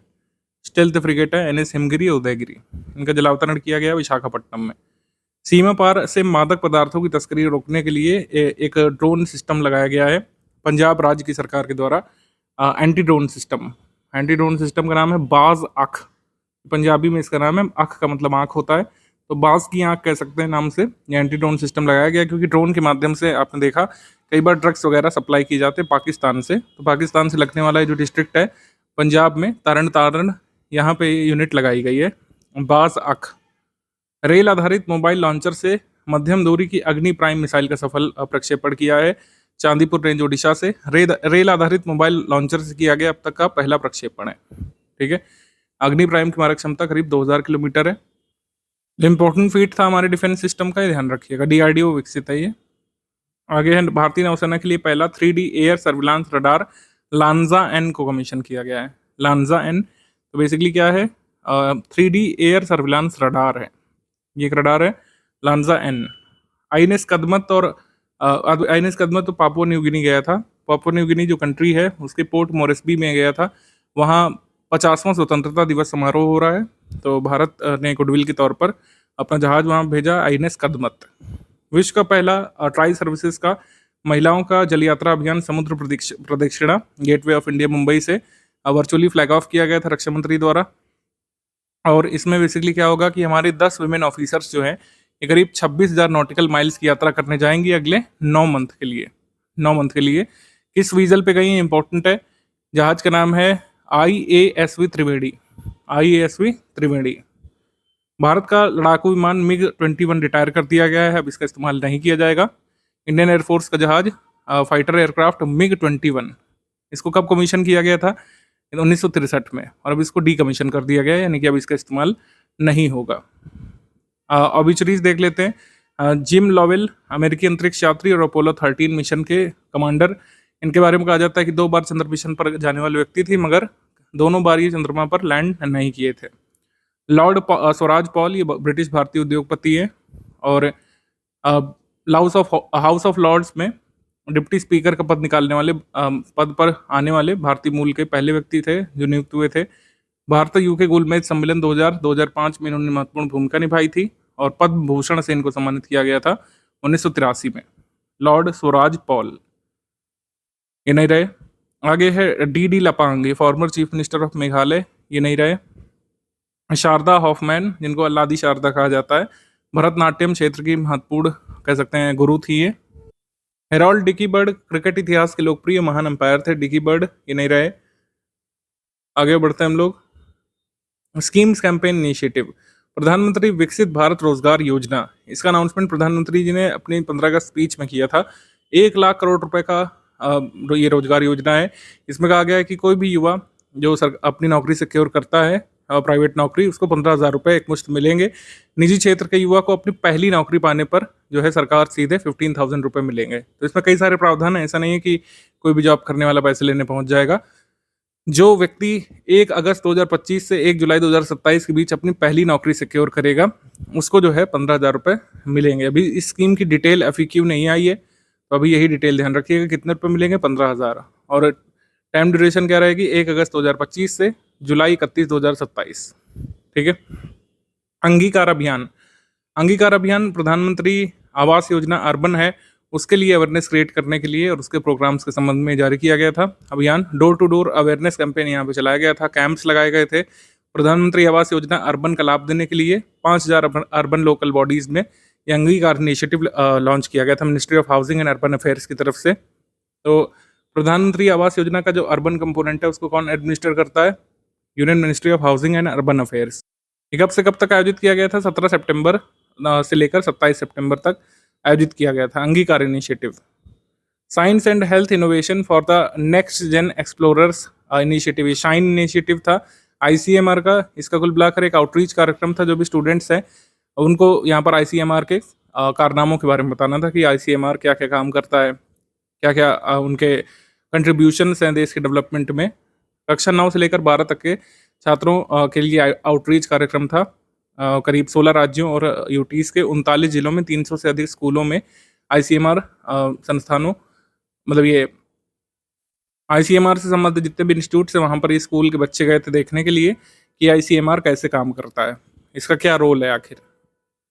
आगे है राष्ट्रीय भूतापीय ऊर्जा नीति। तो हमारे कई सारे जो जियोथर्मल एनर्जी के सोर्सेस हो सकते हैं उनको एक्सप्लोर कर रहे हैं, और वहाँ पर जो कह सकते हैं भूतापीय ऊर्जा जियोथर्मल एनर्जी का दोहन करने के लिए नीति लाई गई है। इसका उद्देश्य है कि नेट जीरो 2070 का जो इनिशिएटिव है भारत का, उसको सपोर्ट करे। जियोथर्मल एनर्जी सोर्सेस को इंक्रीज किया जाएगा। अभी आपको पता है कि जियोथर्मल एनर्जी बहुत ज़्यादा कंट्रीब्यूशन हमारे एनर्जी सेक्टर में नहीं करती है। करीब 10 ऐसे जियोथर्मल प्रोविंसेस आइडेंटिफाई किए गए हैं जहाँ पर पोटेंशियल ज़्यादा है, जैसे कि हिमालयन रीजन में, कैम्बे बेसिन में, अरावली रेंज में, महानदी बेसिन में, गोदावरी बेसिन में जो है कुछ कई ऐसे साइट एक्सप्लोर किए जाएंगे जहाँ पर हमको जियोथर्मल एनर्जी सोर्सेस उपलब्ध हो सके। अगर आप यूपीपीएससी के किसी भी प्रीवियस ईयर पेपर को आप पढ़ें और उसमें दिए गए सारे करंट अफेयर का एनालिसिस करें, तो वैसे तो करंट अफेयर 1 साल के भीतर पूछ लेते हैं, लेकिन कई बार कोई ऐसी न्यूज़ होती है जिससे कनेक्ट करके कोई पुराना फैक्ट पूछ लेते हैं हम। जैसे जियोथर्मल पॉलिसी आई, आपको पुराना करंट अफेयर पूछ सकते हैं कि भारत का पहला जियोथर्मल फील्ड डेवलपमेंट प्रोजेक्ट कहाँ पे इस्टेब्लिश किया गया है। इस्टेब्लिश किया गया था 2023 में पूगा विलेज लद्दाख में। ये लगाया जा रहा है किसके द्वारा? ओएनजीसी के द्वारा। ओएनजीसी के द्वारा एग्जाम में आ सकता है कहाँ पर लगाया जा रहा है। आप इसको कह दो पुरानी न्यूज़ है या फिर स्टैटिक है, लेकिन कई बार हमारे वीडियोस अगर आप देखते हैं तो हम पुरानी न्यूज़ भी आपको बताते रहते हैं। 2023 में ओएनजीसी ने India first geothermal field development project जो है इस्टेब्लिश किया था पूगा विलेज लद्दाख में। राज्य की योजनाएं कार्यक्रमों के बारे में देख लेते हैं। तो एक बगिया माँ के नाम, मध्य प्रदेश सरकार की योजना थी एक बगिया माँ के नाम। इसके तहत महिलाओं को निजी भूमि पर फलोद्यान के लिए बगिया लगाए जाने के लिए प्रेरित किया जाना था। सेल्फ हेल्प ग्रुप्स की वुमेन छोटी छोटी बगिया यहाँ पर लगाएंगी और 50,000 लीटर तक जल कुंड बनाने के लिए राशि प्रदान कर रही है मध्य प्रदेश की सरकार। ठीक है, तो जैसे हम लोग कह सकते हैं अमृत सरोवर जैसे बन रहे हैं उत्तर प्रदेश में, और वैसे तो देश भर में बन रहे हैं, तो उसी के तर्ज पर है ये। जैसे इन्वायरमेंट डे के दिन प्रधानमंत्री जी का नारा था एक पेड़ माँ के नाम, तो उसी तर्ज पर एक बगिया माँ के नाम मध्य प्रदेश सरकार का इनिशिएटिव है। एमपीपीएससी वाले इसको जरूर देखिएगा। विश्वकर्मा उद्यमी प्रोत्साहन योजना, ये राजस्थान सरकार की स्कीम है। इसमें युवा उद्यमियों को लोग प्रोत्साहित कर रहे हैं। बेसिकली लोन दिया जाएगा एस्पायरिंग एंटरप्रेन्योर्स को। 18 से 45 वर्ष तक के लोग लोन प्राप्त कर सकते हैं, और राजस्थान की गवर्नमेंट यहाँ पर इंटरेस्ट सब्सिडी प्रोवाइड करेगी। आगे बढ़ेंगे हम लोग। दीनदयाल लाडो लक्ष्मी योजना, ये भी डायरेक्ट बेनिफिट ट्रांसफर की स्कीम है। इसको रेवड़ी कल्चर भी वैसे कई बार कह करके सोशल मीडिया पर हमारे मतलब कह सकते हैं आम वर्ग द्वारा क्रिटिसाइज किया जा रहा है।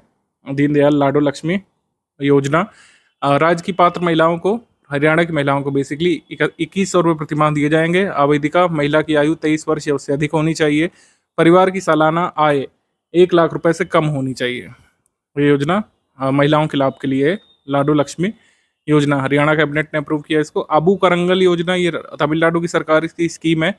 गरीब आर्थिक पृष्ठभूमि वाले बच्चों को ये लोग स्कूली और उच्च शिक्षा जारी रखने में मदद करना चाहते हैं। कोई भी ऐसा बच्चा जिसका एक अभिभावक जीवित हो, एक ना रहा हो, या फिर वो पूरी तरीके से अनाथ हो चुका हो बच्चा, ऐसा बच्चा अपनी एजुकेशन जारी रख सके, इसके लिए प्रतिमाह 2,000 रुपये तक की राशि दी जाएगी, जिससे वह किताबें खरीदने में, स्कूल की फीस वगैरह भरने में खर्च कर सकता है। 18 वर्ष की आयु तक बच्चों को यहाँ पे सपोर्ट किया जाएगा। ठीक है, ये तमिलनाडु सरकार की स्कीम है। तो कई बार क्या होता है कि बहुत डिटेल आपसे नहीं पूछेंगे, 4 स्कीम दे देंगे और 4 राज्य मिलाने को आ जाएगा, तो उसमें आपको मिलाने को दे सकते हैं। अगर आप इधर उधर के PYQ जो एकदम रिसेंट वाले वो देखते रहते हैं तो आप समझ गए होंगे मैं क्या कहना चाह रहा हूँ। ऐसी 4 स्कीमें दे सकते हैं और उसको आपको मिलाने को आ जाएगा किस राज्य की कौन सी स्कीम है। यूपीपीएससी में भी ऐसा हो सकता है। स्पोर्ट्स करंट अफेयर पे आ जाता है। जो भी ओपन होते हैं साल भर के वो जरूरी होते हैं टेनिस में। जैसे यूएस ओपन, ये 18 अगस्त से 7 सितंबर तक चला था। कार्लोस ऑल्क्राज गार्सिया ये विजेता रहे थे। यूएस ओपन पुरुष एकल या मेन सिंगल के विजेता कार्लोस ऑल्क्राज गार्सिया, इनकी 2nd यूएस ओपन ट्रॉफी है और उनका 6th ग्रैंड स्लैम है ओवरऑल। उपविजेता रहे थे जैनिक सेनर इटली के। महिला एकल में एरिना सेबलेंका बेलारूस से विजेता, और उपविजेता अमांडा एनिसिमोवा अमेरिका से टेनिस प्लेयर। क्रिकेट पे आ जाते हैं, बिग बैश लीग में शामिल होने वाले पहले भारतीय क्रिकेटर बने हैं रवि अश्विन। रवि अश्विन रिटायर हो चुके हैं, ठीक है। ऑस्ट्रेलिया की बिग बैश लीग की आगामी सीरीज में शामिल किए गए सिडनी थंडर नामक टीम के अंतर्गत खेलेंगे, सिडनी थंडर, ठीक है। बिग बैश लीग में रविचंद्रन अश्विन शामिल होने वाले पहले भारतीय बन गए। आगे है T20 मैचेस में 100 विकेट लेने वाले पहले भारतीय गेंदबाज। अंतर्राष्ट्रीय T20 में 100 विकेट पूरे करने वाले पहले बॉलर बन गए अर्शदीप सिंह। अर्शदीप सिंह, ज़्यादातर इनको T20 में ही खिलाया जाता है, तो ऑब्वियस तौर पर अपने 64वें मैच में इन्होंने 100 विकेट पूरे कर लिए। First Indian bowler to complete 100 wickets in T20 internationals. America का बोर्ड जो है क्रिकेट खेलता था, आपने कभी यूएस की टीम को देखा होगा किसी ना किसी इवेंट में क्रिकेट खेलते हुए, अब ये नहीं खेलेंगे। यूएसए क्रिकेट बोर्ड की मेंबरशिप यहाँ पे सस्पेंड कर दी है आईसीसी ने, ठीक है। रेगुलर क्रिकेट नहीं खेलेंगे, लेकिन 2026 के T20 वर्ल्ड कप में आपको खेलते दिख सकते हैं, और लॉस एंजल्स 2028 ओलंपिक में खेलते हुए दिख सकते हैं यूएस क्रिकेट बोर्ड, मतलब यूएस क्रिकेट टीम खेलते हुए दिख सकती है। लेकिन अब ये जो है वैसा क्रिकेट नहीं खेलेंगे जैसे बायलैटरल क्रिकेट यूएस की टीम। टेबल टेनिस की बात करें तो अंतर्राष्ट्रीय पैरा टेबल टेनिस चैंपियनशिप में जो है हमारी सुश्री भाविना पाटिल, जो एसेक की कर्मचारी भी है, वॉशिंगटन में जो अंतर्राष्ट्रीय टेबल टेनिस महासंघ की वैश्विक पैरा एथलीट स्पर्धा हुई थी, इसमें महिला एकल में स्वर्ण पदक इन्होंने जीता है भाविना पाटिल ने। पैरा टेबल टेनिस चैंपियनशिप में स्वर्ण पदक जीता भाविना ने। 28वीं Asia table tennis team championship का आयोजन भारत में होना है, अक्टूबर मंथ में भुवनेश्वर में होगा, उड़ीसा में, ठीक है। आगे बैडमिंटन में वर्ल्ड बैडमिंटन चैंपियनशिप, इसमें पुरुष एकल में स्वर्ण पदक जीता था शी यूकी ने चाइना से, महिला एकल में अकाना यामागुची जापान से, और पुरुष एकल में सात्विक साईराज रंकी रेड्डी और चिराग शेट्टी की जोड़ी ने ये पदक जीता था, ब्रॉन्ज वाला, ब्रॉन्ज मेडल इन्होंने जीता है, तो इम्पोर्टेंट है। वर्ल्ड बैडमिंटन चैंपियनशिप जो कि पेरिस में हुई थी, फ्रांस में। BWF बैडमिंटन विश्व कप 2026 की मेजबानी भारत को मिल गई है। आखिरी बार 2009 में हैदराबाद में BWF ये वर्ल्ड ये कह सकते हैं बैडमिंटन चैंपियनशिप हुई थी। अब 2025 मतलब ये 2026 में होगी, अगस्त में, नेक्स्ट ईयर, ठीक है। तो ये आगे तक पूछा जा सकता है। 17 साल बाद इसका आयोजन भारत में करने का निर्णय लिया गया है। BWF वर्ल्ड बैडमिंटन चैंपियनशिप अगले साल अगस्त 2026 में भारत में होगी। हॉकी पे आ जाते हैं हम लोग। हॉकी में 2025 पुरुष हॉकी एशिया कप, 2025 पुरुष hockey Asia cup Rajgir sports complex Bihar में इसका आयोजन किया गया था, पहली बार बिहार में। 12वां संस्करण था। मैस्कॉट था चांद। 8 टीमें इसमें शामिल हुई थी। पाकिस्तान इसमें नहीं शामिल हुआ था, जिसकी वजह से ओमान ने होने का काम किया था इसमें। फिर जो है इसमें विजेता रहा था भारत। भारत की टीम यहाँ पर हॉकी विश्व कप मतलब ये हॉकी मेन्स एशिया कप की विजेता रही थी भारतीय टीम, जिसके कप्तान हरमनप्रीत सिंह है। वो विजेता दक्षिण कोरिया की टीम रही थी, और तीसरा स्थान मिला था मलेशिया की टीम को, ठीक है। ये है यहाँ पे।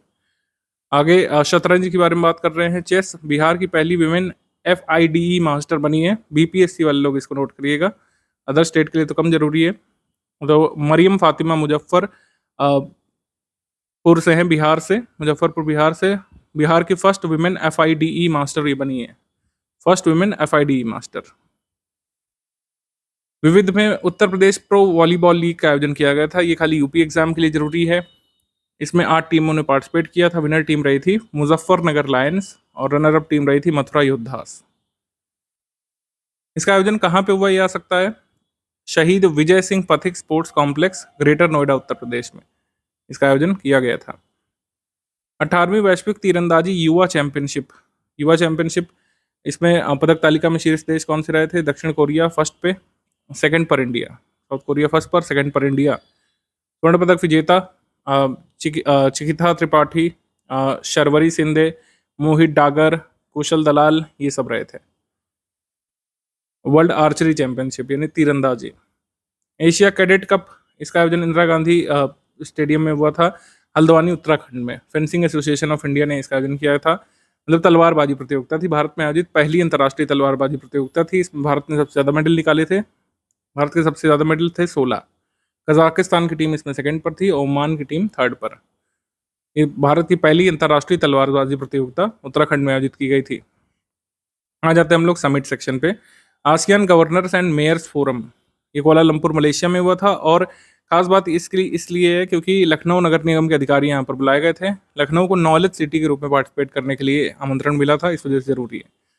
तो ये ASEAN governors and mayors forum हमारे लिए उतना ज़रूरी नहीं होता, लेकिन यहाँ पर लखनऊ नगर निगम के कह सकते हैं अधिकारियों को बुलाया गया था और लखनऊ को नॉलेज सिटी का नाम दे करके इसमें इन्वाइट किया गया था, इस वजह से ज़रूरी है। लखनऊ को नॉलेज सिटी के रूप में आमंत्रण मिला था, लखनऊ म्यूनिसिपल कॉरपोरेशन उत्तर प्रदेश को। भारत और न्यूजीलैंड के बीच पहली रक्षा रणनीतिक वार्ता ये हुई थी और इसमें रक्षा मंत्रालय के सचिव स्तर के अधिकारी शामिल हुए थे, ये ध्यान रखिएगा। इसमें रक्षा मंत्री क्या शामिल हुए थे, अगर एग्जाम में दे दें तो नहीं, रक्षा मंत्री इसमें शामिल नहीं हुए थे। First defence strategic dialogue India और न्यूजीलैंड के बीच दिल्ली में हुआ था, वेन्यू इंपॉर्टेंट है। हो सकता है आपको दे दें कि भाई ये हुआ था न्यूजीलैंड के वेलिंगटन में, तो ये गलत है, न्यू दिल्ली में हुआ था। आगे है सामाजिक विकास के लिए दूसरा शिखर सम्मेलन, ये दोहा कतर में हुआ था। Second world summit on social development, Doha Qatar में, दोहा कतर। आगे है चौथा तटरक्षक वैश्विक शिखर सम्मेलन, coast guard global summit, Rome Italy में हुई थी ये, और इस सम्मेलन की सह अध्यक्षता इटली और जापान ने की थी, इटली और जापान ने इसको होस्ट किया था। पांचवा आसियान भारत युवा शिखर सम्मेलन, ये गोवा में आयोजित किया गया था अगस्त में। इस सम्मेलन का उद्घाटन केंद्रीय राज्य मंत्री पवित्रा मार्गरेटा ने किया था। 2025 को आसियान भारत पर्यटन वर्ष के रूप में सेलिब्रेट किया जा रहा है, ये पता होना चाहिए आपको। Year 2025 is being celebrated as ASEAN India tourism year, इसी को मनाने के लिए गोवा में समिट हुई थी। थीम थी इसकी connecting the youth, shaping for future, shaping our future. Fourth summit कब हुई थी, हैदराबाद में 2023 में, आसियान भारत की टूरिज्म की। 10वां वैश्विक रोबोट सम्मेलन, ये ऑब्वियस तौर पर चाइना में हुआ था, बीजिंग में। इसकी थीम या फिर कह सकते हैं फोकस था आर्टिफिशियल इंटेलिजेंस और रोबोटिक्स पे। बायोफैच इंडिया, इसका आयोजन हुआ था ग्रेटर नोएडा में, ग्रेटर नोएडा। ये लार्जेस्ट ऑर्गेनिक ट्रेड फेयर होता है, ये मतलब ये ऑर्गेनिक ट्रेड फेयर, जैविक व्यापार मेला होता है। बायोफैच इंडिया के नाम से जाना जाता है। ग्लोबल सस्टेनेबिलिटी समिट का आयोजन दिल्ली में हुआ था। इस सम्मेलन में केंद्रीय पर्यावरण मंत्री भूपेंद्र यादव ने पार्टिसिपेट किया था। 10 से अधिक देशों के यहाँ पर रिप्रेजेंटेटिव्स और ट्रेड वर्ल्ड के लोग आए थे यहाँ पे। आगे है 25वां एससीओ समिट। एससीओ समिट ये तियानजिन में हुआ था। ये खास इसलिए कि भारत के प्रधानमंत्री स्वयं यहाँ पर चाइना गए थे पार्टिसिपेट करने, और तियानजिन डिक्लेरेशन इसमें अपनाया गया। पहलगाम पर पहली बार नाम लेकर के चर्चा हुई थी इसमें, और जो कह सकते हैं टेररिज्म को फाइनली कंडेम्न किया गया था इसमें। वर्ष 2026 में 26वें संघाई सहयोग संगठन शिखर सम्मेलन का आयोजन कहाँ पे होगा, किर्गिस्तान में। संघाई सहयोग संगठन में 10 जो है परमानेंट देश हैं और 17 यहाँ पे पार्टनर्स हैं। लाओस पीडीआर को साझेदार देश के रूप में, पार्टनर कंट्री के रूप में स्वीकार किया गया इस समिट में, ठीक है। पहलगाम हमले की निंदा शंघाई सहयोग संगठन ने की, भारत को यहाँ पे बैक किया गया। इस सम्मेलन में एससीओ विकास बैंक के सृजन का भी प्रस्ताव रखा गया था। जैसे ब्रिक्स का बैंक है, अलग अलग जो संगठन है उनका बैंक है, तो एससीओ डेवलपमेंट बैंक के सृजन का यहाँ पर प्रस्ताव रखा गया था, ठीक है। एससीओ समिट ये इसलिए खास है क्योंकि भारत से यहाँ पर प्रधानमंत्री पार्टिसिपेट करने के लिए गए थे चाइना में। 25वां Interpol Asian regional conference Singapore में हुआ था। इस सम्मेलन के दौरान भारत को इंटरपोल एशियाई समिति का सदस्य चुना गया था। एशियाई समिति का सदस्य मतलब ये एशियाई समिति का अध्यक्ष जो है ये भारत को चुना गया था, सदस्य एक्चुअली चुना गया है। भारत का प्रतिनिधित्व इंटरपोल में कौन करता है, सीबीआई का एक डेलीगेशन करता है, ठीक है। India was selected as a member of Interpol Asian committee. E governance पर 28वां राष्ट्रीय सम्मेलन हुआ था। तो गवर्नेंस संबंधित अगर एग्जाम में आएगा तो आपसे विशाखापट्टनम डिक्लेरेशन के बारे में पूछ सकते हैं कि Visakhapatnam declaration is associated with what. तो विशाखापट्टनम डिक्लेरेशन किससे संबंधित है, ई गवर्नेंस से, और इंडिया के डिजिटल ट्रांसफॉर्मेशन संबंधित है विशाखापट्टनम डिक्लेरेशन। इसकी थीम थी विकसित भारत, विकसित भारत।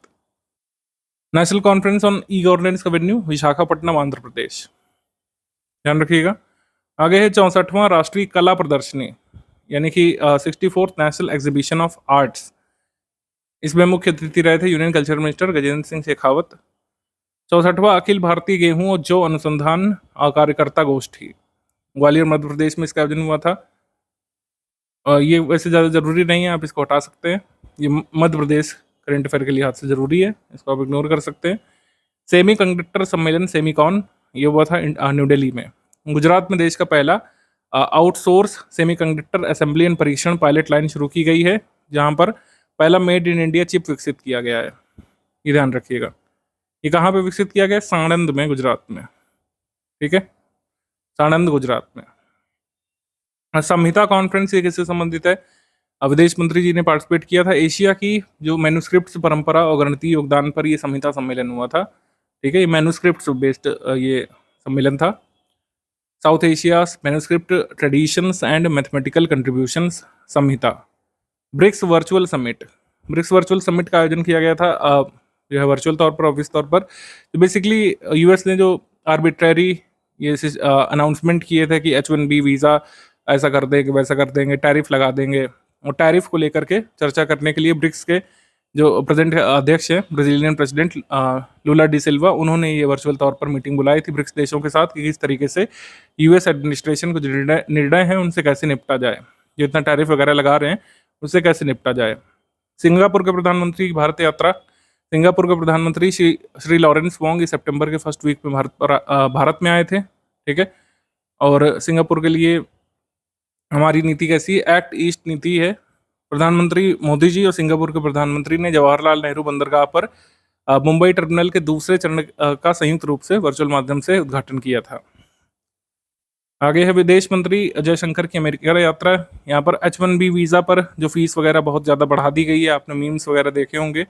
टैरिफ वगैरह जो बढ़ाया गया है, वीज़ा शुल्क बढ़ाया गया है, चाबहार पोर्ट प्रोजेक्ट पर जो छूट खत्म कर दी गई है, तो इन पर चर्चा करने के लिए ये विदेश मंत्री स्तरीय बैठक हुई थी। विदेश मंत्री एस जयशंकर और अमेरिकी विदेश मंत्री मार्को रूबियो ने पार्टिसिपेट किया था इसमें। ठीक है, एस जयशंकर वैसे UNGA के 80वें सत्र में भाग लेने के लिए अमेरिका गए थे। वहाँ पर उन्होंने अमेरिका के विदेश मंत्री से मुलाकात की थी इस बारे में। मेक इन इंडिया पहल की 11वीं वर्षगांठ को चिन्हित करने के लिए 6 प्रमुख पहल शुरू की गई हैं। पीयूष गोयल ने अनाउंसमेंट की थी, उनके नाम देख लेते हैं एक बार। Integrated city and state and city logistics plan, smile, logistics data bank, logistics ease across different states, lead index फिर से आएगा, और ये सब जो है ये अनाउंसमेंट की गई थी। मेला और त्यौहार देख लेते हैं। हर घर तिरंगा पैट्रियोटिक फिल्म फेस्टिवल, ये दिल्ली, मुंबई, चेन्नई और पुणे में लगना था। ये महोत्सव प्रधानमंत्री द्वारा शुरू किए गए हर घर तिरंगा अभियान का भाग है, और जो है महोत्सव का शुभारंभ स्वतंत्र वीर सावरकर नामक फिल्म की स्क्रीनिंग करके किया गया था। अंतर्राष्ट्रीय पतंग महोत्सव ये कोलंबो में आयोजित किया गया था, श्रीलंका में, कोलंबो श्रीलंका में।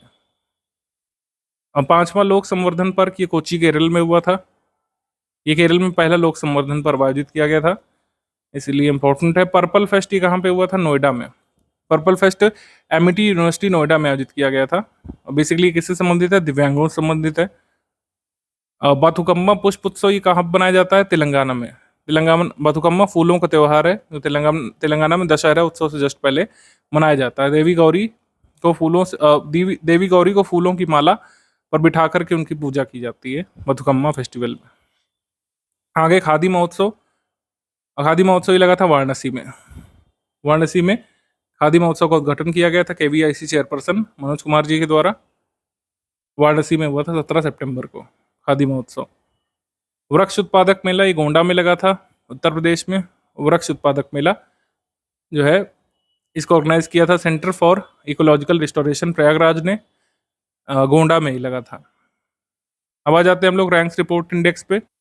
फॉर्च्यून ग्लोबल 500 की लिस्ट यहाँ पर देख लेते हैं। वॉलमार्ट यहाँ पर टॉप पर है, अमेजॉन सेकंड पर, स्टेट ग्रिड थर्ड पर, साउथ एरामको फोर्थ पर।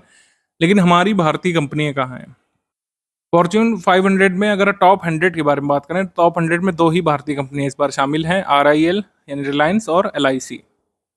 ठीक है, रिलायंस और LIC ये 2 कंपनियां टॉप 100 में शामिल हैं। और अगर टॉप 500 में शामिल कंपनियों के बारे में बात करें तो state bank of India, Indian oil and natural gas corporation ONGC, HDFC bank, Tata Motors, ठीक है, भारत पेट्रोलियम और ICICI बैंक ये शामिल है। तो कितने हो गए? 7। 5 एक्चुअली यहाँ पे 5 गवर्नमेंट ओन्ड और 4 प्राइवेट सेक्टर कंपनीज को मिलाकर 9 शामिल हैं। एग्जाम में आ सकता है कितनी शामिल हैं? 9। उनके नाम गिवन है। टॉप 500 फॉर्च्यून ग्लोबल 500 में 9 भारतीय कंपनियों को जगह मिली इस बार। आगे है वैश्विक शांति सूचकांक, global peace index institute for economic and peace द्वारा जारी किया जाता है। इस बार भारत की रैंक है 115वीं। भारत की रैंक है कितनी, 115वीं। भारत की रैंक इंप्रूव हुई है एक स्थान, 2024 में कितनी थी, 116वीं। आइसलैंड लगातार वर्ष 2018 से 17 बार टॉप पर आ रहा है। आइसलैंड सबसे पीसफुल कंट्री है इस इंडेक्स के हिसाब से। सेकंड पर आयरलैंड है, फिर न्यूजीलैंड है, फिर ऑस्ट्रिया है, सिंगापुर सिक्स्थ पर है। एशिया के सबसे शांतिपूर्ण देशों में पहले स्थान पर कौन सा है, सिंगापुर। ठीक है। भारत के पड़ोसी देशों को हमेशा ही ऊपर रैंक करते हैं, भूटान को, नेपाल को, श्रीलंका को, चाइना को। आगे है India electric mobility index. India electric mobility index ये नया इंडेक्स है, नीति आयोग का इंडेक्स है। जहाँ पे नीति आयोग का इंडेक्स है वहाँ पे बड़ा सा स्टार बनाइए, इसके एग्जाम में पूछे जाने की संभावना है 99%। ठीक है, इसको इंपॉर्टेंट मार्क करिए, एग्जाम में आ सकता है। नीति आयोग का कोई भी इंडेक्स बहुत इंपॉर्टेंट है एग्जाम के लिए। ये है इंडिया इलेक्ट्रिक मोबिलिटी इंडेक्स। इसमें बेसिकली क्या किया गया है कि हम जैसे लगातार आपने देखा होगा रोड में आसपास आपको इलेक्ट्रिक व्हीकल्स देखने को मिलने लगे हैं, कार भी, स्कूटी भी। तो जैसे ये कह सकते हैं इलेक्ट्रॉनिक ट्रांसफॉर्मेशन हो रहा है, ठीक है, इलेक्ट्रिकल ट्रांसफॉर्मेशन व्हीकल्स का। तो बेसिकली इलेक्ट्रिक मोबिलिटी में जो प्रगति हुई है उसको देखने के लिए इन लोगों ने कुल मिलाकर 16 इंडिकेटर्स पर राज्यों को स्कोर दिया है और उस स्कोर के आधार पर रैंक बनी है। ठीक है, 16 इंडिकेटर्स को कवर करते हुए 100 में से रैंक दी गई है यहाँ पर राज्यों को, और देखा गया है कि उनका चार्जिंग इंफ्रास्ट्रक्चर कैसा है, इलेक्ट्रिफिकेशन को कैसे अपनाया जा रहा है, रिसर्च डेवलपमेंट व्हीकल इलेक्ट्रिफिकेशन के क्षेत्र में कितना हो रहा है। उस आधार पर 16 इंडिकेटर्स पर 100 में से अंक दिया गया राज्यों को, यूटीज को। तो 100 में से स्कोर के अगर हम बारे में बात करें तो दिल्ली यहाँ पर टॉप पर है। आउट ऑफ 100 दिल्ली को 77वीं रैंक मिली है, और हम लोग कह सकते हैं वाकई में दिल्ली में सबसे ज़्यादा इलेक्ट्रिक व्हीकल्स देखने को मिलते हैं। दिल्ली टॉप पर है इसमें। सेकंड पर महाराष्ट्र है, यहाँ पर स्कोर इसका 68 है। यहाँ पर 98 लिखा है, इसको सही कर लीजिए, 68 है स्कोर, 68। फिर चंडीगढ़ है, फिर कर्नाटक है, फिर तमिलनाडु है, फिर हरियाणा है, फिर ओडिशा है। ठीक है, और उत्तर प्रदेश का स्थान इसमें क्या है, उत्तर प्रदेश का स्थान है 10वां आंध्र प्रदेश के साथ। 100 में से 47 स्कोर उत्तर प्रदेश को मिला है। तो उत्तर प्रदेश के स्थान पर है, 10वें स्थान पर है, ये ध्यान रखिएगा। उत्तर प्रदेश का स्कोर क्या है, 47 आउट ऑफ 100, ये ध्यान रखिएगा। आगे है वैश्विक नवाचार सूचकांक, ग्लोबल इनोवेशन इंडेक्स, वीपो का इंडेक्स है, और इस पर टॉप पर है स्विट्जरलैंड, अमेरिका थर्ड पर है। भारत को इन्होंने 38 रैंक दी है और भारत का स्कोर है 38.2। और भारत का स्कोर 2024 में कितना था, 39वां, 39th। भारत का स्कोर इस बार मतलब भारत की रैंक कितनी है, 38वीं। वित्त वर्ष 2025-26 की पहली तिमाही में सकल घरेलू उत्पाद का जो अनुमान लगाया गया था, इसमें का एक जीडीपी में 8.8% की वृद्धि दर्ज की गई है। ठीक है, और कृषि संबद्ध क्षेत्रों में वास्तविक जीवीए वृद्धि 3.7% रही, जबकि पिछले वित्तीय वर्ष प्रथम तिमाही में 1.5% की वृद्धि दर्ज की गई थी।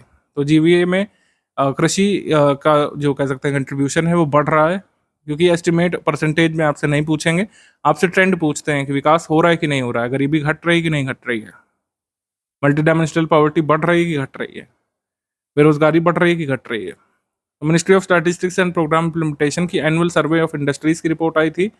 इसमें कहा गया है कि भाई कुल अनुमानित रोजगार 2023-24 में पिछले वर्ष की तुलना में ये वृद्धि दर्ज की गई है। और रोजगार मतलब औद्योगिक क्षेत्र में बढ़ रहे हैं, ये कहने का मतलब है। और जीवीए में 5 उद्योग जो कंट्रीब्यूशन करते हैं, जीवीए में कंट्रीब्यूट करने वाले 5 इंडस्ट्रीज जो कंट्रीब्यूशन में आ गए हैं वो है मूल धातु, मोटर वाहन, रसायन और रासायनिक उत्पाद, खाद्य उत्पाद और दवा उत्पाद। ठीक है, और तमिलनाडु, गुजरात, महाराष्ट्र, उत्तर प्रदेश और कर्नाटक के टॉप 5 स्टेट्स हैं in terms of employment generated by industries. Industries के द्वारा एम्प्लॉयमेंट जनरेट करने के मामले में उत्तर प्रदेश का स्थान क्या है, 4th है। 4th, टॉप पर कौन है, तमिलनाडु। आगे है वित्तीय समावेशन सूचकांक, आरबीआई के द्वारा जो रिपोर्ट आई है वित्तीय समावेशन सूचकांक की, इसमें 97 संकेतक होते हैं। सूचकांक 0 से 100 तक की रैंक देता है, ये राज्यवार रैंक नहीं देता है। इसमें कुल मिलाकर बात यह है कि लगातार जो जैसे जन धन योजना चलाई जा रही थी, तो भारत के पास बैंक खातों का स्वामित्व 2011 से 89% तक पहुंच चुका है। यानी कि भारत में काफ़ी सारे लोगों के बैंक खाते हैं, पहले नहीं हुआ करते थे। आगे है सैंपल रजिस्ट्रेशन सिस्टम।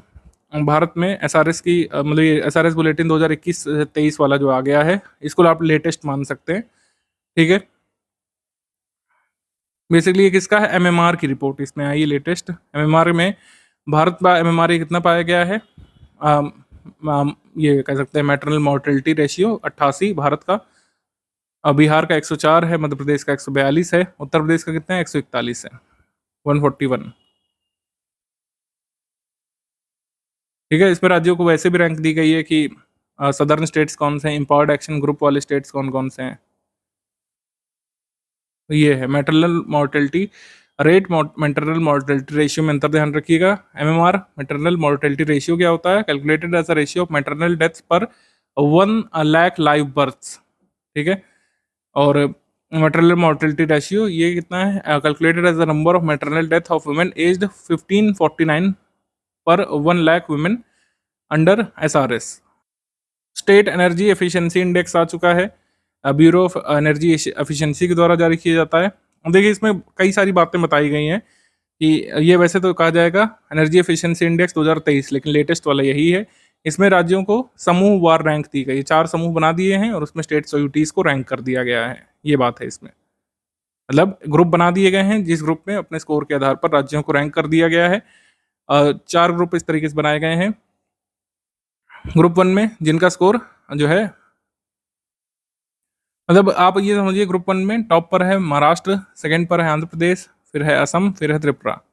ये ध्यान रख सकते हैं। और उसके अलावा जैसे असेसमेंट स्कोर में सक्सेसफुल राज्य जिनका परसेंटेज आ रहा है 100 में से 50-60%, कंटेंडर जिसका परसेंटेज 30 से 50 है, एस्पायरिंग राज्य या यूटी जिनका 30 से कम है। ठीक है, ये है यहाँ पे। तो उत्तर प्रदेश को किस कैटेगरी में रखा गया है, कंटेंडर कैटेगरी में रखा गया है। ये इंपॉर्टेंट ध्यान रखिएगा। ठीक है, उत्तर प्रदेश को किस कैटेगरी में रखा गया है, कंटेंडर कैटेगरी में। सबसे इंपॉर्टेंट बात इस इंडेक्स की यही है। जैसे एग्जाम में आ जाता है कि एनर्जी एफिशिएंसी में उत्तर प्रदेश लेटेस्ट इंडेक्स में 2023 तक के एनर्जी एफिशिएंसी इंडेक्स में किस कैटेगरी में रखा गया है, कंटेंडर की कैटेगरी में, कंटेंडर स्टेट की कैटेगरी में। Controller and auditor general of accounts की रिपोर्ट आई थी, पब्लिक डेट ऑफ स्टेट्स, मतलब किस राज्य के पास कितना कर्ज है अपनी जीडीपी की तुलना में। इसको एक्सप्रेस किया जाता है कैसे, डेट टू जीडीपी रेशियो के माध्यम से, यानी कि जितना जीडीपी है उसमें कर्ज का हिस्सा कितना है। तो पंजाब के पास सबसे ज़्यादा है, पंजाब की पूरी जीडीपी का 40.35% तो कर्ज ही है। ठीक है, तो पंजाब के पास सबसे ज़्यादा कर्ज है, ये ध्यान रख सकते हैं। फिर नागालैंड है, फिर वेस्ट बंगाल है। सबसे ज़्यादा कर्ज वाले देश, कर्ज वाले राज्य हमारे ये हैं। ठीक है, ओडिशा का सबसे कम है। इसके बाद इसराइल द्वारा गाजा में फिलिस्तीनियों के खिलाफ नरसंहार पर रिपोर्ट आई थी यूएनएचसीआर की। इन्होंने कहा है कि भाई सही बात है, यूनाइटेड नेशंस कमीशन की जो इंक्वायरी रिपोर्ट आई थी इसमें कहा गया है कि जानबूझ करके जीनोसाइड का प्रयास किया गया है फिलिस्तीनियंस पर गाजा में इसराइल के द्वारा। ये रिपोर्ट इनकी आई थी, लेकिन उनको कोई फर्क तो पड़ता नहीं है। खैर, ऐप्स एंड पोर्टल्स पे आ जाते हैं। India mobile Congress 2025, India mobile Congress के लिए ऐप जारी किया गया था 1 सितंबर को। कपास किसान ऐप, ये भी जरूरी है कि कपास किसान ऐप हमारे वस्त्र मंत्री गिरिराज सिंह ने जारी किया था। इसको डेवलप किसने किया है, कॉटन कॉर्पोरेशन ऑफ इंडिया ने। कॉटन कॉर्पोरेशन ऑफ इंडिया ने तो कॉटन खरीद में पारदर्शिता लाने के लिए, किसानों को लाभ देने के लिए शुरू किया गया है। पोर्टल्स के बारे में बात करें तो ये रेरा पोर्टल जारी किया गया था 4 सितंबर को। ज्ञान भारतम पोर्टल 12 सितंबर 2025 को। जैसे कि बजट में अनाउंस किया गया था 25-26 में, ज्ञान भारतम मिशन जिसका उद्देश्य है 1 करोड़ जो मैन्युस्क्रिप्ट है उनका डिजिटलाइजेशन करना, दस्तावेजीकरण करना, उनको डिजिटल प्लेटफॉर्म पर उपलब्ध कराना जिससे लोग डिजिटली उसको पढ़ सकें। ठीक है, अगर कोई रिसर्चर है उसको मान लीजिए मैन्युस्क्रिप्ट पढ़नी तो फिजिकली उसको म्यूजियम में अटेंड करना पड़ता है, जो कि एक कठिन टास्क है। ज्ञान भारतम मिशन का उद्देश्य यही कि भारतीय जो पांडुलिपियां हैं उनको डिजिटाइज करेंगे। अब आ जाएंगे एमसीक्यू सेक्शन पे हम लोग। पहला स्टेटमेंट है कि वैश्विक वित्तीय स्थिरता रिपोर्ट यानी कि ग्लोबल फाइनेंशियल स्टेबिलिटी रिपोर्ट ये पब्लिश की जाती है वर्ल्ड बैंक के द्वारा। ये स्टेटमेंट रॉन्ग है क्योंकि ये रिपोर्ट तो पब्लिश की जाती है किसके द्वारा, आईएमएफ के द्वारा, इंटरनेशनल मॉनेटरी फंड के द्वारा पब्लिश की जाती है। प्रधानमंत्री नरेंद्र मोदी जी ने फ्लैग ऑफ किया था इंडिया लॉन्गेस्ट रूट की वंदे भारत ट्रेन। ये कहाँ से कहाँ तक जाएगी, वर्धा से पुणे तक जाएगी। ये रॉन्ग है क्योंकि ये जाएगी नागपुर से पुणे तक, नागपुर से पुणे तक जाएगी, तो स्टेटमेंट भी रॉन्ग हो गया। थर्ड स्टेटमेंट है कि उत्तर प्रदेश कैबिनेट ने अप्रूव कर दिया था उत्तर प्रदेश ग्रामीण आबादी अभिलेख विधेयक 2025। ये सही है। हमारा आंसर क्या हो जाएगा इसमें, करेक्ट स्टेटमेंट है सी, ओनली 3, सी ओनली 3। आगे प्रश्न है कि 4 अगस्त 2025 को अंतर्राष्ट्रीय हवाई परिवहन संघ द्वारा जारी वर्ल्ड एयर ट्रांसपोर्ट स्टैटिस्टिक्स के अनुसार भारत विश्व का कौन सा बड़ा विमान बाजार बन गया है। तो भारत जो है ये 5th लार्जेस्ट एविएशन मार्केट बन गया है इनकी रिपोर्ट के हिसाब से, 5th लार्जेस्ट, डी। आगे प्रश्न, गृह मंत्रालय के अधीन भारत के महापंजीयक एवं जनगणना आयुक्त का कार्यालय जनगणना का संचालन करता है। ये आपका सही स्टेटमेंट है, ध्यान रखिएगा, एग्जाम में आने लायक है बिल्कुल, क्योंकि सेंसस होने वाला जल्द। तो office of registrar general and census commissioner of India under ministry of home affairs, इनका काम है सेंसस कंडक्ट करना, ये सही है। केंद्रीय गृह मंत्री अमित शाह ने लोकसभा में प्रधानमंत्री, मुख्यमंत्री और मंत्रियों से जुड़े 3 महत्वपूर्ण विधेयक पेश किए हैं, जिसका उद्देश्य है कि पीएम है, कोई स्टेट का चीफ मिनिस्टर है, अगर उस पर ऐसा आरोप लगता है जिसकी सजा 5 वर्ष या उससे अधिक है और उसे 30 कंसेक्यूटिव डेज तक कस्टडी में रखा जाता है, तो उसका रेजिग्नेशन मैंडेटरी होगा। अगर 30 दिन तक कस्टडी में लगातार रखा जाता है तो जो है 31वें दिन वो स्वतः अपने ऑफिस से हटे मान लिए जाएंगे। ये बिल आया था, इस बिल का नाम है constitution 130th amendment bill, Jammu and Kashmir bill 2025, government of union territories amendment bill 2025। इन सभी के माध्यम से इस प्रावधानों को लागू कर सकते हैं। अभी तो पार्लियामेंट्री पैनल के पास हो सकता है बिल जाएगा, अभी लागू नहीं हुआ है। फर्स्ट हाफ ऑफ 2025 में जनवरी से जून तक के आंकड़ों के अनुसार India 5th largest crude oil supplier है ब्राजील। ये स्टेटमेंट रॉन्ग है, क्योंकि ब्राजील 10th लार्जेस्ट है, ना कि 5th लार्जेस्ट, ठीक है, ये ध्यान रखिएगा। सबसे बड़ा ऑयल सप्लायर इंडिया का प्रेजेंटली कौन है? रशिया है, इंपॉर्टेंटली ध्यान रखिएगा, क्योंकि काफ़ी न्यूज़ में भी है। रशिया भारत के टोटल इंपोर्ट्स का कितना हिस्सा सप्लाई कर रहा है? 35 से 40% ऑयल रशिया सप्लाई कर रहा है इंडिया को, ये ध्यान रखना जरूरी है। 5 अगस्त 2025 को उत्तराखंड के किस जिले के धराली गांव में मूसलाधार बारिश के कारण खीर गंगा नदी में बाढ़ आई थी? तो ये कहाँ पे आई थी? बेसिकली उत्तरकाशी डिस्ट्रिक्ट में, उत्तरकाशी, डी। डी। आगे है नशा मुक्त भारत अभियान के कितने वर्ष पूरे हुए हैं? नशा मुक्त भारत अभियान ने अपने 5 वर्ष पूरे किए हैं। 15 अगस्त 2020 को इसको जारी किया गया था, नशा मुक्त भारत अभियान, 5 वर्ष इसके पूरे हुए हैं। 28 अगस्त 2025 को जारी औद्योगिक उत्पादन सूचकांक जुलाई 2025 में कितने प्रतिशत की वृद्धि दर्ज की गई है?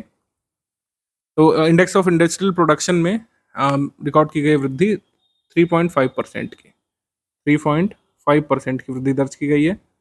अब हमें जल्दी से कमेंट सेक्शन में 2 बातें बताइए। पहली बात तो ये कि इंडेक्स ऑफ इंडस्ट्रियल प्रोडक्शन का करंट बेस ईयर क्या है? करंट बेस ईयर क्या है इंडेक्स ऑफ इंडस्ट्रियल प्रोडक्शन का? बेस ईयर, आधार वर्ष। और जो नया बेस ईयर प्रपोज किया गया है, ये इसको हमने डिस्कस किया था, वो क्या होगा? करंट बेस ईयर क्या है और नया बेस ईयर क्या होगा? निम्नलिखित में से कौन सा कथन सही है? उत्तर प्रदेश, हिमाचल प्रदेश, उत्तराखंड, पंजाब, जम्मू कश्मीर भारी बारिश, बाढ़, भूस्खलन से हुए नुकसानों का आकलन करने के लिए इंटर मिनिस्ट्रियल केंद्रीय टीमों का गठन किया गया है, ये सही। जीएसटी काउंसिल की 56वीं बैठक में 12 और 28% के जीएसटी स्लैब को समाप्त करके 2 मेन स्लैब रहेंगे, 5 और 18% के, इनको लागू किया गया है। और कुछ लग्जरी आइटम्स पर ये स्लैब रहेगा, स्पेशल रेट 40% का सर्टेन लग्जरी आइटम्स के लिए, ये भी सही है, ठीक।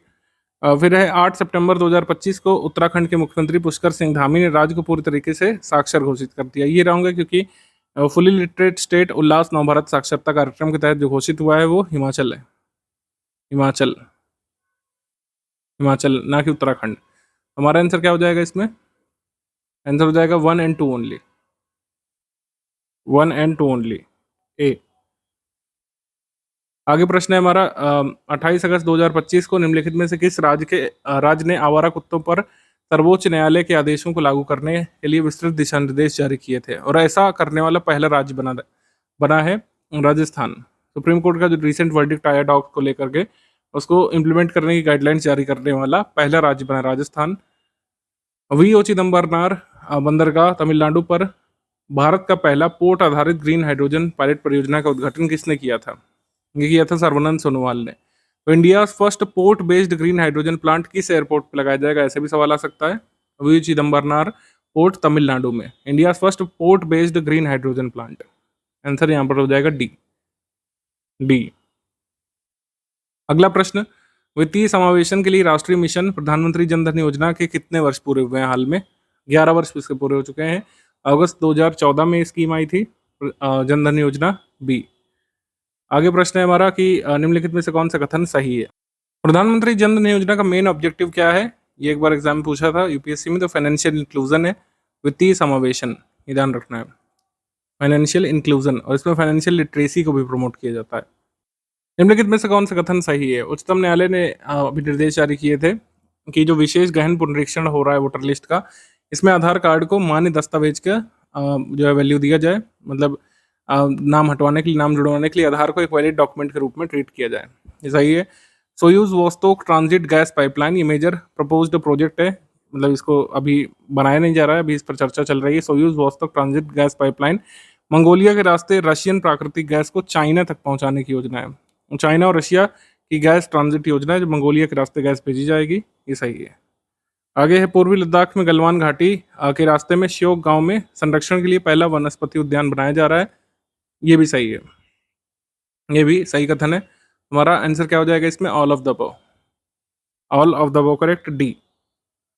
विश्व के पहले सिरेमिक वेस्ट पार्क अनोखी दुनिया का निर्माण उत्तर प्रदेश के किस जिले में किया गया है? पब्लिक प्राइवेट पार्टनरशिप पर आधारित ये वर्ल्ड्स फर्स्ट, इंडिया फर्स्ट और world's first ceramic waste park होगा।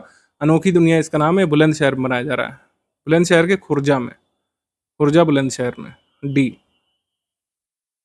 आगे हम लोग बढ़ेंगे। निम्नलिखित में से किसने मध्य प्रदेश के रायसेन जिले में रेल कोच बनाने के लिए ब्रह्मा परियोजना की आधारशिला रखी थी? ब्रह्म परियोजना की आधारशिला रखी थी रक्षा मंत्री जी ने। Brahma BEML rail manufacturing hub जो है उमरिया विलेज, रायसेन डिस्ट्रिक्ट, मध्य प्रदेश में बनाया जा रहा है। हमारा आंसर इसमें सही हो जाएगा, सी। निम्नलिखित में से कौन सा कथन इनकरेक्ट है? कोकोनट डेवलपमेंट बोर्ड का हेडक्वार्टर कोच्चि केरल में है और ये ministry of agriculture and farmer welfare के अंतर्गत काम करता है, ये सही है, सही कथन है। फिर अगला है, केंद्रीय मंत्री धर्मेंद्र प्रधान जी ने हरियाणा के सोहना में TDK कॉरपोरेशन की लिथियम आयन बैटरी निर्माण संयंत्र का उद्घाटन किया। सोहना में lithium ion battery manufacturing plant लगाया तो गया है, लेकिन धर्मेंद्र प्रधान जी ने इनॉग्रेट नहीं किया है, अश्विनी वैष्णव जी ने किया, तो रॉन्ग हो गया। इसके बाद है कि कर्नाटक मंत्रिमंडल ने देवदासी रोकथाम, निषेध और राहत पुनर्वास विधेयक को पेश किया था, ये सही है। हमारा आंसर सही हो जाएगा इसमें, ओनली 2, ओनली सेकंड यहाँ पर इनकरेक्ट है, क्योंकि इसका उद्घाटन किया था अश्विनी वैष्णव जी ने, अश्विनी वैष्णव। आगे प्रश्न है कि 17 अगस्त 2025 को उत्तर प्रदेश चीफ मिनिस्टर जी ने states first green hydrogen plant का इनॉग्रेशन किया था, कहाँ पर? खानीपुर में। ये कहाँ पे खुल रहा है? खानीपुर कहाँ पे? विलेज गोरखपुर में, ए। ये जो है फर्स्ट ग्रीन हाइड्रोजन प्लांट है उत्तर प्रदेश का, सेकंड भारत का बताया जा रहा है, जो चालू हो चुका है। आगे है कि अंतर्राष्ट्रीय हवाई अड्डे ने बहुत जल्दी इमिग्रेशन सुविधा पूरा करने के लिए AI संचालित कॉरिडोर शुरू किया है। AI पावर्ड पैसेंजर कॉरिडोर शुरू किया दुबई इंटरनेशनल एयरपोर्ट ने। इसमें फिजिकल चेक्स की जगह AI का इस्तेमाल किया जाएगा, फेस रीडिंग का, फेस रिकग्निशन का, ठीक है, ए, दुबई। अगला प्रश्न है कि union cabinet has approved the proposal to implement multi disciplinary education and research reform in technical education scheme, merit scheme. Merit scheme का उद्देश्य 275 टेक्निकल इंस्टीट्यूशंस में जो है कह सकते हैं रिफॉर्म इंट्रोड्यूस करना। इसमें 100 इंजीनियरिंग इंस्टीट्यूट और 175 पॉलिटेक्निक शामिल किए गए हैं। यहाँ पे गलती है, ये फैक्चुअल मिस्टेक है, क्योंकि 175 इंजीनियरिंग इंस्टीट्यूट शामिल किए गए हैं और 100 पॉलिटेक्निक्स, ठीक है, यहाँ पे 100, यहाँ पे 175 होगा, तो ये फैक्चुअली रॉन्ग हो गया। और फिर बाद में कि 1 सितंबर 2025 से इंडिया ने वॉलंटरी हॉलमार्किंग सिल्वर ज्वेलरी की शुरू कर दी है। Hallmarking unique identification bureau of Indian standards के द्वारा जारी किया जाएगा, लेकिन ये कंपलसरी नहीं है, वॉलंटरी है। चांदी के आभूषणों की कह सकते हैं वॉलंटरी हॉलमार्किंग शुरू कर दी गई है, ये सही है, जबकि सोने के लिए तो कंपलसरी है। हमारा आंसर सही हो जाएगा, सेकंड ओनली करेक्ट, केवल 2 सही कथन है।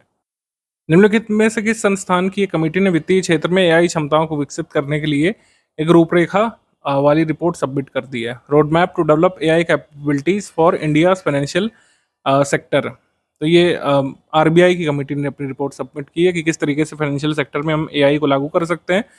IIT बॉम्बे के कंप्यूटर साइंटिस्ट पुष्पक भट्टाचार्य की अध्यक्षता में रिपोर्ट बनाई गई है, पुष्पक भट्टाचार्य समिति। वो पुष्पक भट्टाचार्य समिति किससे संबंधित है? तो RBI की समिति है, उसने देखने के लिए ये रिपोर्ट बनाई है कि किस तरीके से हम अपने फाइनेंशियल सेक्टर में AI को इम्प्लीमेंट कर सकते हैं। आगे प्रश्न है कि 1 सितंबर 2025 को निम्नलिखित में से किसने भारत के पहले AI आधारित अनुवादक आदिवाणी के बीटा संस्करण को लॉन्च किया था?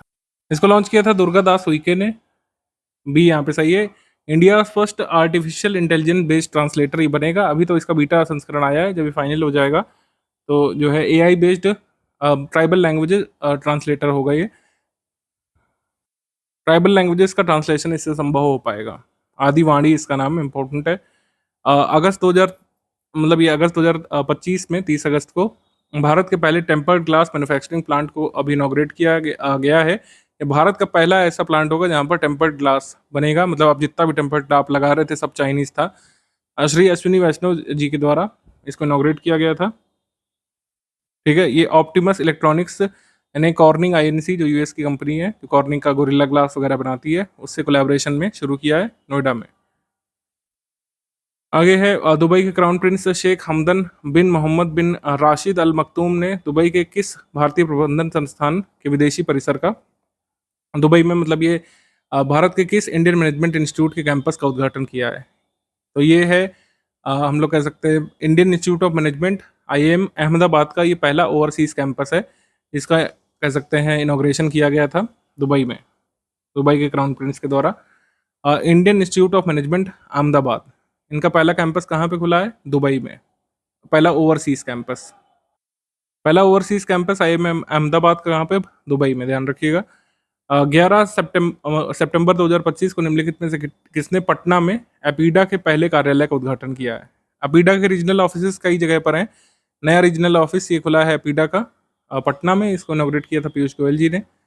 पीयूष गोयल, बी यहाँ पे सही है, एपीडा। मेन हेडक्वार्टर कहाँ पर है एपीडा का, ये आप कमेंट सेक्शन में लिख करके बताएंगे। निम्नलिखित में से कौन सा कथन सही है? यूएई में आईआईटी दिल्ली अबू धाबी परिसर में पहले विदेशी अटल नवाचार केंद्र का शुभारंभ डॉक्टर जितेंद्र सिंह जी ने किया। तो ये रॉन्ग है, क्योंकि जितेंद्र सिंह जी नहीं, धर्मेंद्र प्रधान जी ने इसका इनॉग्रेशन किया था। वैसे ही खुला तो है अटल इनोवेशन सेंटर आईआईटी दिल्ली के अबू धाबी कैंपस में, यूएई में। इसका इनॉग्रेशन हालांकि धर्मेंद्र प्रधान जी ने किया था। फिर ऐसा है कि इंडिया ने 250 गीगावाट का non fossil fuel power capacity achieve कर ली है, कह सकते हैं सितंबर 2025 तक। ये सही है। जापान ने 102 वर्ष के कोकीची अगुसावा जो माउंटेनियर हैं, जापान की सबसे ऊंची चोटी माउंट फुजी पर चढ़ने वाले सबसे उम्र दराज व्यक्ति बन गए। ये सही, हमारा आंसर सही हो जाएगा इसमें। 2 and 3 correct, 2 and 3 only correct, first वाला इनकरेक्ट है फैक्चुअली, क्योंकि धर्मेंद्र प्रधान जी ने अटल इनोवेशन सेंटर जो यूएई के IIT Delhi Abu Dhabi campus में इनॉग्रेट किया था इन्होंने। आगे बढ़ते हैं हम लोग। सितंबर 14 2025 में प्रधानमंत्री मोदी जी ने इनॉग्रेट किया था असम बायो इथेनॉल प्लांट, और फाउंडेशन रखा था पॉली प्रोपाइलीन प्लांट का किस रिफाइनरी में? तो असम में हमने बता दिया। असम में फेमस रिफाइनरी कौन सी? नुमालीगढ़। नुमालीगढ़ रिफाइनरी में जो है ये असम बायो इथेनॉल प्लांट की आधारशिला पीएम मोदी, मतलब ये उद्घाटन किया था पीएम मोदी जी ने। आगे सवाल है कि बाल वाटिका टीवी चैनल दीक्षा 2.0 एनसीईआरटी ने अपने किस स्थापना दिवस पर लॉन्च किया है? एनसीईआरटी का 65वां स्थापना दिवस मनाया गया था, 65th, और यहाँ पर ये नया इनिशिएटिव लॉन्च किया है, बाल वाटिका टीवी चैनल और दीक्षा 2.0 पोर्टल। जो बाल वाटिका टीवी चैनल है इसमें चाइल्ड संबंधी सामग्री कह सकते हैं दी जाती है। आंगनवाड़ी वर्कर्स के लिए, पेरेंट्स के लिए, 3 से 6 वर्ष के बच्चों के लिए अवेयरनेस के संबंधी इसमें प्रोग्राम दिखाए जाते हैं। और जबकि दीक्षा 2.0 पोर्टल है, ये 12 इंडियन लैंग्वेजेस में मल्टीलिंगुअल कंटेंट सपोर्ट करता है। ये pre assessment comprehensive screening tool के साथ आता है। प्रशस्त 2.0 टूल, जिसमें कॉम्प्रिहेंसिव प्री असेसमेंट हो जाता है चिल्ड्रन विद डिसेबिलिटीज का। तो प्रशस्त 2.0 टूल भी एनसीईआरटी ने जारी किया है। ठीक है, दीक्षा 2.0 12 इंडियन लैंग्वेजेस में, ध्यान रखिएगा। How many new sites did India add to UNESCO tentative list? UNESCO की टेंटेटिव लिस्ट में कितने नए साइट भारत ने भेजे हैं? टेंटेटिव लिस्ट में 7 नए साइट शामिल किए गए हैं। सी यहाँ पे सही है, 7। कौन कौन से हैं? Deccan traps, Saint Mary islands Udupi में, Meghalaya caves, Naga hills, ophiolite, Erramatti Dibbalu Visakhapatnam में, तिरुमला हिल्स और वर्कारा क्लिफ्स जो केरल में। ये 7 नए टेंटेटिव साइट्स जोड़े गए हैं। फिर है कि अहमदाबाद के नारायणपुरा में 825 करोड़ रुपए की लागत से वीर सावरकर स्पोर्ट्स कॉम्प्लेक्स का उद्घाटन किसने किया है अहमदाबाद में? अमित शाह जी ने, श्री अमित शाह जी, गृह मंत्री। बी सही है इसमें। आगे है इंडिया पोस्ट पेमेंट बैंक ने अपना कौन सा स्थापना दिवस मनाया था? इंडिया पोस्ट पेमेंट बैंक ने अपना 8वां स्थापना दिवस मनाया था। इसको जारी किया गया था 1 सितंबर 2018 को। अगला प्रश्न है, पहला स्टेटमेंट इसका कि इंडिया ने होस्ट किया था 3GP radio access network meeting 6G standardisation पर आधारित बेंगलुरु में। ये सही कथन है। सेकंड है कि कॉफ़ी बोर्ड ऑफ इंडिया जो फंक्शन करता है ministry of commerce and industries के अंतर्गत, ये सही कथन है। कॉफ़ी बोर्ड का हेडक्वार्टर कहाँ है? कमेंट सेक्शन में जल्दी से लिख करके बताएं। Union minister Shri Jyotiraditya M Scindia ने इनॉग्रेट किया था गुजरात के मुख्यमंत्री जी के साथ भारत की पहली end to end semiconductor OSAT pilot line facility Sanand Gujarat में। ये end to end semiconductor OSAT pilot line facility लगी तो है साणंद में, लेकिन इसका इनॉग्रेशन अश्विनी वैष्णव जी ने किया है। ज्योतिरादित्य सिंधिया इससे एसोसिएटेड नहीं है। तो हमारा आंसर सही हो जाएगा इनकरेक्ट 3 ओनली। अश्विनी वैष्णव जी और जो है कह सकते हैं गुजरात के चीफ मिनिस्टर जी ने इसको इनॉग्रेट किया था। India first end to end semiconductor OSAT pilot line facility Sanand जिला गुजरात में। आगे प्रश्न है कि who among the following had enabled UPI UPU integration project at 28th universal postal congress in Dubai. इसका आंसर हो जाएगा ज्योतिरादित्य सिंधिया। ए यहाँ पे सही है, ज्योतिरादित्य सिंधिया। दुबई में यूनिवर्सल पोस्टल कांग्रेस में यूपीआई यूपीयू एकीकरण परियोजना का अनावरण इन्होंने किया था। सितंबर 2025 में किस कंट्री ने डीएलए नामक world's first artificial intelligence powered cabinet minister को जारी किया है? एआई पावर्ड कैबिनेट मिनिस्टर को नियुक्त किया है डीएलए नाम से अल्बानिया ने। Albania, option number D. Albania की कैपिटल क्या है? कमेंट पर लिख करके बताइएगा। ज़्यादातर एआई संबंधी जो ग्राउंड ब्रेकिंग चीज़ें हैं वो सब हम कवर करते हैं, एग्जाम में आ सकता है। कौन सा स्टेटमेंट अब करेक्ट बताना है? जनजातीय कार्य मंत्रालय ने जनजातियों के कला रूपों को डिजिटल शिक्षण जनजातियों के कला रूपों के डिजिटल शिक्षण के लिए आदि संस्कृति के बीटा संस्करण की शुरुआत की है। जैसे आदि वाणी आया था ट्रांसलेशन के लिए, और ये आदि संस्कृति आया है platform for digital learning of tribal art form. ये सही। आगे सोलर ऑर्बिटर मिशन यूरोपीय अंतरिक्ष एजेंसी यूरोपियन स्पेस एजेंसी और नासा का एक जॉइंट इनिशिएटिव है, 2020 में जारी किया गया था। ये सही, सोलर ऑर्बिटर मिशन SOM। और solar orbiter mission will explore sun and heliosphere from close up and out of the ecliptic plane. ये सही है, इसका उद्देश्य हमने बता दिया। Estimated total export goods and services का अप्रैल से अगस्त तक इतना रहा था भारत का। ये सही। हमारा आंसर इसमें सही हो जाएगा all of the above correct. सभी कथन यहाँ पे सही हैं, डी। आगे प्रश्न है कि निम्नलिखित में से किस अखिल भारतीय आयुर्विज्ञान संस्थान में da Vinci robotic surgical system का उद्घाटन किया गया था? जिन्हें ये तरीके का रोबोटिक सर्जिकल सिस्टम लगाया गया था एम्स दिल्ली में। C. Army hospital research and referral के द्वारा 28 अगस्त 2025 को ये ALLY एडेप्टिव मोतियाबिंद उपचार प्रणाली का उपयोग करके रोबोटिक कस्टम लेजर, ये मोतियाबिंद सर्जरी करने वाला भारत का पहला और दक्षिण एशिया का तीसरा सरकारी संस्थान बन गया है। तो ये दक्षिण एशिया का सेकंड बना है। सेकंड, ये वाला रॉन्ग हो गया। 8 सितंबर को केंद्रीय मंत्री सर्बानंद सोनोवाल ने भूपेन हजारिका की जन्मशती के उपलक्ष्य में ब्रह्मपुत्र पर विस्तीर्णा परोर संगीतमय यात्रा का शुभारंभ किया था। ये सही है।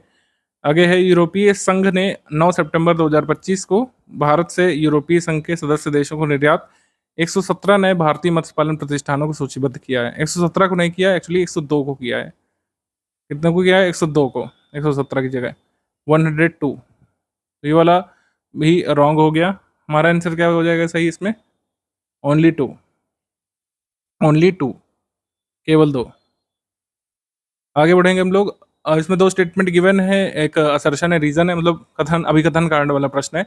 इलेक्टोरल कॉलेज जो वाइस प्रेसिडेंट का होता है, इसमें सभी इलेक्टेड और नॉमिनेटेड मेंबर्स पार्लियामेंट के दोनों हाउसेस के शामिल होते हैं, हालांकि राज्य विधानमंडल के सदस्य इसमें पार्टिसिपेट नहीं करते हैं। तो ये सही कथन है, अभिकथन एकदम सही है। फिर कह रहे हैं आर्टिकल 71 में प्रावधान किया गया है कि वाइस प्रेसिडेंट के इलेक्शन संबंधित कोई भी डिस्प्यूट है वो सुप्रीम कोर्ट डिसाइड करेगा और उसका डिसीजन फाइनल होगा। ये भी सही कथन है, लेकिन कारण क्या अभिकथन को एक्सप्लेन कर रहा है? नहीं। ठीक है, हमारा आंसर क्या हो जाएगा इसमें? बी हो जाएगा। Both A and R true but R is not the correct explanation of A. B यहाँ पर सही उत्तर है हमारा। और फिर प्रधानमंत्री नरेंद्र मोदी जी ने ग्रीन मोबिलिटी इनिशिएटिव जो हंसलपुर से जारी किया है, किस डिस्ट्रिक्ट ऑफ गुजरात से? अहमदाबाद से। अहमदाबाद से इसको जारी किया, लेकिन इम्पोर्टेंट बात क्या है कि प्रधानमंत्री मोदी जी ने फ्लैग ऑफ किया था सुजुकी की first made in India battery electric vehicle e Vitara. पहले made in India battery electric वाहन ई विटारा का उद्घाटन किया था और इसको हरी झंडी दिखाई थी। तो भारत की पहली made in India battery electric vehicle कौन सी है? E Vitara. E Vitara. आगे क्वेश्चन है, who among the following had inaugurated the interim terminal building at new civil enclave of Purnea airport? Purnea airport finally चालू हो चुका है, प्रधानमंत्री जी ने इसके जो है इनक्लेव का उद्घाटन किया था। ए सही है। सितंबर 19 में 2025 में महाराष्ट्र के किस जिले में प्रधानमंत्री जी ने फाउंडेशन रखा था India first PM mega textile इन एप्रल पार्क का? ठीक है, पहले तो क्वेश्चन को सही करेंगे। मध्य प्रदेश में इनॉग्रेट किया ना पीएम मोदी जी ने पहला पीएम मित्र पार्क। ये कहाँ पे किया है? धार डिस्ट्रिक्ट में, धार डिस्ट्रिक्ट ऑफ मध्य प्रदेश में, धार जिला मध्य प्रदेश। ठीक है, ध्यान रखिएगा। आगे बढ़ते हैं हम लोग। कौन सा कथन यहाँ पे करेक्ट है? हैदराबाद स्थित जो ये centre for cellular and molecular biology है हैदराबाद में, इन्होंने एक नया प्रोटीन डिस्कवर किया है जिसको स्पिन 90 नाम दिया है। ये सेल्स को हेल्प करता है adapt their internal structure to move and change shape. नए तरीके का प्रोटीन स्पिन 90 डेवलप किया है centre for cellular and molecular biology Hyderabad ने। ये सही कथन है। जेन जी लेड मूवमेंट जो सोशल मीडिया बैन्स और करप्शन का आरोप लगा करके ऑर्गेनिकली चला था, लीडरलेस मूवमेंट तो कह सकते हैं इसको। जेन जी का मूवमेंट ये सोशल मीडिया से उपजा था नेपाल में, और गवर्नमेंट को रिप्लेस कर दिया इसने, मतलब जो है नेपाल में सरकार को गिरा दिया है। जेन जी एक अमेरिकन टर्म है जो ये संदर्भित करता है कि मतलब 1990s से लेकर 2010 तक जितने लोग जन्मे हैं। कई बार इसको 1997 भी दिया रह सकता है, इसको 2011 भी दिया रह सकता है। मतलब 90s से लेकर 21वीं सदी के पहले दशक तक जितने बच्चे जन्मे हैं उनको जेन जी कहा जाता है। और ध्यान रखिएगा, स्ट्रिक्टली अमेरिकन टर्म है। आपको एग्जाम में ऐसे कंफ्यूज करेंगे कि एक नेपाली टर्म है, गलत है। ये अमेरिकन ने गढ़ा हुआ शब्द है, अमेरिकन का कॉइन किया हुआ शब्द है। तो हमारा आंसर इसमें सही हो जाएगा डी। सभी कथन यहाँ पे सही है, डी। आगे है 21 अगस्त 2025 को निम्नलिखित में से किस राज्य सरकार ने राज्य के सभी नगरीय निकायों में गीता भवन केंद्र विकसित करने की घोषणा की है? मध्य प्रदेश में किया जाएगा गीता भवन केंद्र, मध्य प्रदेश गवर्नमेंट, सी। 19 अगस्त को अप्रूव किया गया था कि एक ग्रीनफील्ड एयरपोर्ट बनेगा कोटा बूंदी राजस्थान में। कोटा बूंदी राजस्थान में एयरपोर्ट अप्रूव कर दिया गया है, सही। और उसके बाद है कि लोकसभा अध्यक्ष ओम बिरला संसद के मानसून सत्र के दौरान सदन की कार्यवाही में कह रहे हैं कि सदन की कार्यवाही अब संविधान की 8वीं सूची में जितनी भी 22 भाषाएं उल्लिखित हैं उसमें उपलब्ध होगी। अभी तक 18 languages including Hindi and English में पार्लियामेंट की प्रोसीडिंग्स उपलब्ध हो पाती थी। तो ये सही है, ये सही है। इसके बाद है कि इंडियन गवर्नमेंट ने नेशनल सुपर कंप्यूटिंग मिशन को जारी किया था 2015 में। Department of science and technology, ministry of electronics and IT का इनिशिएटिव है, ये भी सही है। हमारा इस समय का प्रेजेंट सुपर कंप्यूटर कौन सा है? ऐरावत। ठीक है, ऐरावत। हमारा आंसर सही हो जाएगा इसमें डी, कोई भी इनकरेक्ट नहीं है। आगे क्वेश्चन है, आयुष मंत्रालय द्वारा राष्ट्रीय आयुर्वेद दिवस 23 सितंबर को एक द्रव्य नामक प्लेटफॉर्म जारी किया था, digitised retrieval application for versatile yardstick of AYUSH substances. द्रव्य पोर्टल या मिनिस्ट्री ऑफ आयुष ने जारी किया था नेशनल आयुर्वेद दिवस के दिन 23 सितंबर 2025 को। ये सही है। द्रव्य का उद्देश्य क्या है? To provide a digital repository of AYUSH substances for standardisation and research. ठीक। प्रोजेक्ट विजय का उद्देश्य है रोड कनेक्टिविटी और स्ट्रेटेजिक इंफ्रास्ट्रक्चर कारगिल और जस्कर रीजन में लद्दाख में इंप्रूव करना, जिससे मिलिट्री और सिविलियन एक्सेस इंप्रूव हो। सही। हमारा आंसर सही क्या हो जाएगा इसमें? All of the above correct. सभी कथन यहाँ पे सही है, डी। 23 अगस्त 2025 को केंद्रीय मंत्री नितिन गडकरी और मुख्यमंत्री डॉक्टर मोहन यादव ने मध्य प्रदेश के किस जिले में 7 किलोमीटर लंबे फ्लाईओवर का औपचारिक रूप से उद्घाटन किया था? इसको मध्य प्रदेश का लॉन्गेस्ट फ्लाईओवर कहा जा रहा है। तो MPPSC के लिए जरूरी हो सकता है। MPPSC का नोटिफिकेशन आ सकता है जल्द, ठंडियों में ये आता है, दिसंबर जनवरी में परीक्षा होती है, दिसंबर में जनरली। तो स्टडी फॉर सिविल सर्विसेज का बहुत ही अफोर्डेबल कोर्स आएगा इस बार, ध्यान रखिएगा। तो इसका इनॉग्रेट कहाँ पे किया गया था? जबलपुर में, जबलपुर में, डी। वैश्विक स्वास्थ्य संगठन ने निम्नलिखित में से किस देश से रुबेला की समाप्ति का औपचारिक रूप से उद्घाटन किया था? मतलब ये बताया था। तो नेपाल ने जो है ऑफिशियली रुबेला को इरेडिकेट कर दिया अपने देश से, रुबेला को नेपाल ने। सितंबर 2025 में border road organisation wives welfare association की कौन सी वर्षगांठ बनाई गई थी? 25वीं, 25th, 25th। आगे प्रश्न है, कौन सा कथन सही है? नेपाल आधिकारिक तौर पर अंतर्राष्ट्रीय बिग कैट अलायंस में शामिल हो गया है। ठीक है, ये सही कथन है। इसके बाद कह रहे हैं कि 24 से 26 अगस्त तक वनुआतु के प्रधानमंत्री यात्रा पर रहे थे, जिनका नाम है सितवेनी राबुका। ये रॉन्ग है, क्योंकि सितवेनी राबुका जो है फिजी के प्रधानमंत्री हैं, ना कि वनुआतु के। आंसर यहाँ पर सही हो जाएगा ओनली वन, ओनली वन। तो नेपाल ने ऑफिशियली बिग कैट अलायंस को ज्वाइन कर लिया है फ्रेमवर्क एग्रीमेंट पर हस्ताक्षर करके, ओनली वन। आगे बढ़ेंगे हम लोग। देश का पहला राज्य समर्थित बायोचार कार्यक्रम किस राज्य में किया जाएगा? First state supported biochar programme implement किया जाएगा हिमाचल में, हिमाचल। इस कार्यक्रम के अंतर्गत जो हमीरपुर डिस्ट्रिक्ट पड़ता है हिमाचल में, वहाँ पर एक बायोचार प्लांट बनाया जाएगा। तो इसमें बायोचार जो है कौन से बायोमास का इस्तेमाल करके बनाया जाएगा? लेंटाना, बैम्बू, पाइन नीडल्स, इन सब का यूज़ करके और प्लांट मटेरियल का यूज़ करके। कौन सा स्टेटमेंट यहाँ पे इनकरेक्ट है बताना है, इनकरेक्ट। पहला है कि बायो E3 चैलेंज लॉन्च किया गया है जितेंद्र सिंह जी के द्वारा। Bio 3 challenge India first national bio foundry network यहाँ पे जारी किया गया है to mark the completion of 1 year of bio E3 policy, ये सही। इसके बाद है कि विश्वामित्री रिवर जो चर्चा में थी, एक स्मॉल नॉन पेरेनियल रिवर है, राजस्थान में ये बहती है, इंटायरली राजस्थान में, ये सही है। आंसर यहाँ पर सही हो जाएगा सी, 1 and 2 both correct, 1 and 2 both correct. Vishwamitri नदी राजस्थान, ये गुजरात में बहती है। आगे क्वेश्चन है कि किस बर्ड सेंचुरी में तमिलनाडु में रेड नेक्ड फेरिलोप पक्षी पहली बार भारत में देखा गया था? ठीक है, इसका साइंटिफिक नेम है फलारोपस लोबैटस। तो इसको जो है कहाँ पे देखा गया था? नंजरायन पक्षी अभयारण्य में तमिलनाडु में स्पॉट किया गया था पहली बार भारत में, बी।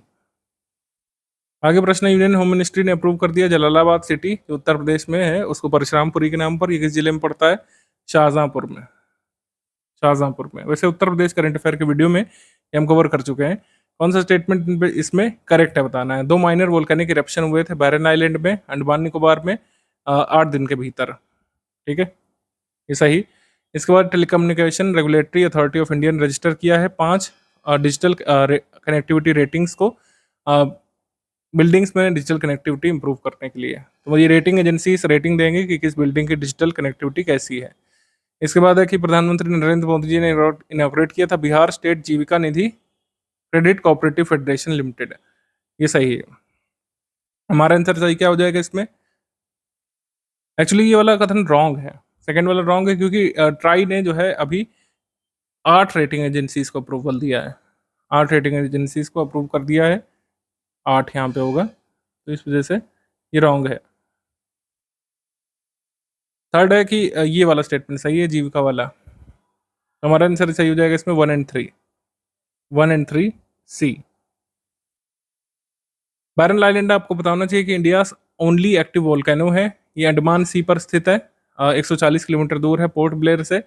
और एडमिनिस्ट्रेशन का कहना है कि फर्स्ट इरप्शन इसका दर्ज किया गया था 1787 में, माइनर इरप्शन हुआ था 91 में, 2005 में, 2017 में, 22 में और अब 2025 में हुआ है।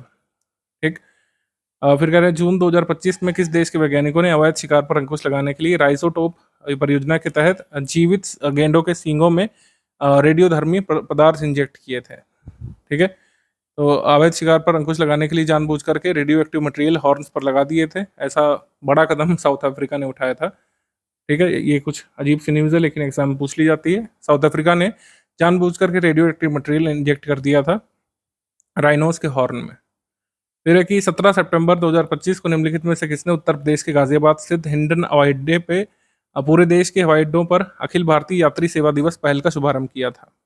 के रामनायडू ने, जो कह सकते हैं उड्डयन मंत्री हैं इस समय, श्री के राम मोहन नायडू। तो यात्री सेवा दिवस जो है एयरपोर्ट्स पर, सभी एयरपोर्ट्स के लिए कहाँ से जारी किया गया था? हिंडन एयरपोर्ट गाजियाबाद से। तो इसलिए ज़रूरी है उत्तर प्रदेश करंट अफेयर के लिहाज से। आगे है कि 19 सितंबर 2025 को निम्नलिखित में से किसने इस्पात महाकुंभ आईफा स्टीलेक्स का उद्घाटन किया था? तो ये प्रहलाद जोशी जी ने। ए सही है, प्रहलाद जोशी। अगला प्रश्न इसमें कह रहे हैं कि जीएसटीएटी यानी कि जीएसटी अपीलेट ट्रिब्यूनल एक स्टैट्यूटरी अपीलेट बॉडी है सेंट्रल जीएसटी एक्ट 2017 के अंतर्गत, एक वैधानिक निकाय है, स्टैट्यूटरी बॉडी है, ये सही। इसके बाद देखिए निर्मला सीतारमण जी ने फॉर्मली लॉन्च किया था ये goods and services tax appellate tribunal को दिल्ली में, ये सही। फिर कह रहे हैं कि अगस्त 2024 के सूचकांक की तुलना में अगस्त 2025 में जो कह सकते हैं 8 कोर इंडस्ट्रीज का जो इंडेक्स है ये इंक्रीज किया है 6.7% से, इंटरिम रूप से बढ़ गया था। ये वाला रॉन्ग है एक्चुअली, क्योंकि जो आंकड़ा है ये 6.3% का है। यहाँ पर 6.7 दिया है, ये 6.3% है, 6.3%। तो थर्ड वाला इसमें रॉन्ग है, इसमें आंसर हो जाएगा हमारा 1 and 2 ओनली, 1 and 2, 1 और 2। तो सेंट्रल जीएसटी अपीलेट ट्रिब्यूनल ये खुला है, इसका उद्देश्य क्या है? Resolve disputes related to GST. पहले क्या था कि जीएसटी डिस्प्यूट्स को स्टेट लेवल पर सॉल्व किया जाता था, लेकिन अब सेंट्रल लेवल पर भी ये अपील की जा सकती है। इसमें इसकी प्रिंसिपल बेंच कहाँ पर होगी? न्यू दिल्ली में, और 31 स्टेट बेंचेस होंगी 45 प्राइम लोकेशंस पर भारत में। इसके 2 जुडिशियल मेंबर होंगे, एक टेक्निकल मेंबर होगा और एक टेक्निकल मेंबर स्टेट से होगा इसमें। आगे क्वेश्चन है कि 24 सितंबर 2025 को इंडियन गवर्नमेंट ने बैन कर दिया था import of silver and silver jewellery कब तक के लिए? मार्च 2026 तक के लिए भारत ने सिल्वर और सिल्वर ज्वेलरी को पूरी तरीके से बैन कर रखा है, ठीक है, बैन कर दिया है। आगे है अमेरिकी सरकार ने H1 वीज़ा की फीस बढ़ोतरी के जवाब में 1 अक्टूबर 2025 से STEM और कह सकते हैं बाकी जो प्रोफेशनल्स हैं उनको अपने देश में अट्रैक्ट करने के लिए के वीज़ा की शुरुआत किस देश ने की है? तो जैसे कुछ लोग कोरिया इसको सोच सकते हैं, लेकिन नहीं, चाइना ने के वीज़ा शुरुआत की है। उन्होंने कहा है कि भाई अगर आप यूएस नहीं जा सकते इतनी फीस दे करके, H1B वीज़ा की फीस दे करके, तो चाइना आकर के यहाँ पर काम कर सकते हैं, ठीक है। के वीज़ा की शुरुआत किसने की है? चाइना ने। H1B वीज़ा की तरह के वीज़ा की शुरुआत चाइना ने की है। आगे क्वेश्चन है कि कौन सा स्टेटमेंट यहाँ पे इनकरेक्ट है, गलत है, यानी कि पहला है कि साउथ कोरिया और यूनाइटेड स्टेट्स ने इन्होंने 3 stage D nuclearization plan approve किया है कोरियन पेनिनसुला के लिए, ठीक है, ये सही है। फिर है कि सुपर टाइफून रगासा जो ये ट्रॉपिकल साइक्लोन बना था 2025 में, इसने ईस्ट एशिया देशों को प्रभावित किया था, जैसे कि Hong Kong, Taiwan, Philippines, southern China, ये सही। फिर है कि तुर्की और यूएस ने अभी एक strategic civil nuclear cooperation agreement sign किया है तैयब एर्दोगन जब व्हाइट हाउस की यात्रा पर गए थे, ये भी सही है। तो हमारा आंसर सही हो जाएगा इसमें डी, कोई भी कथन इसमें इनकरेक्ट नहीं है, डी सही है।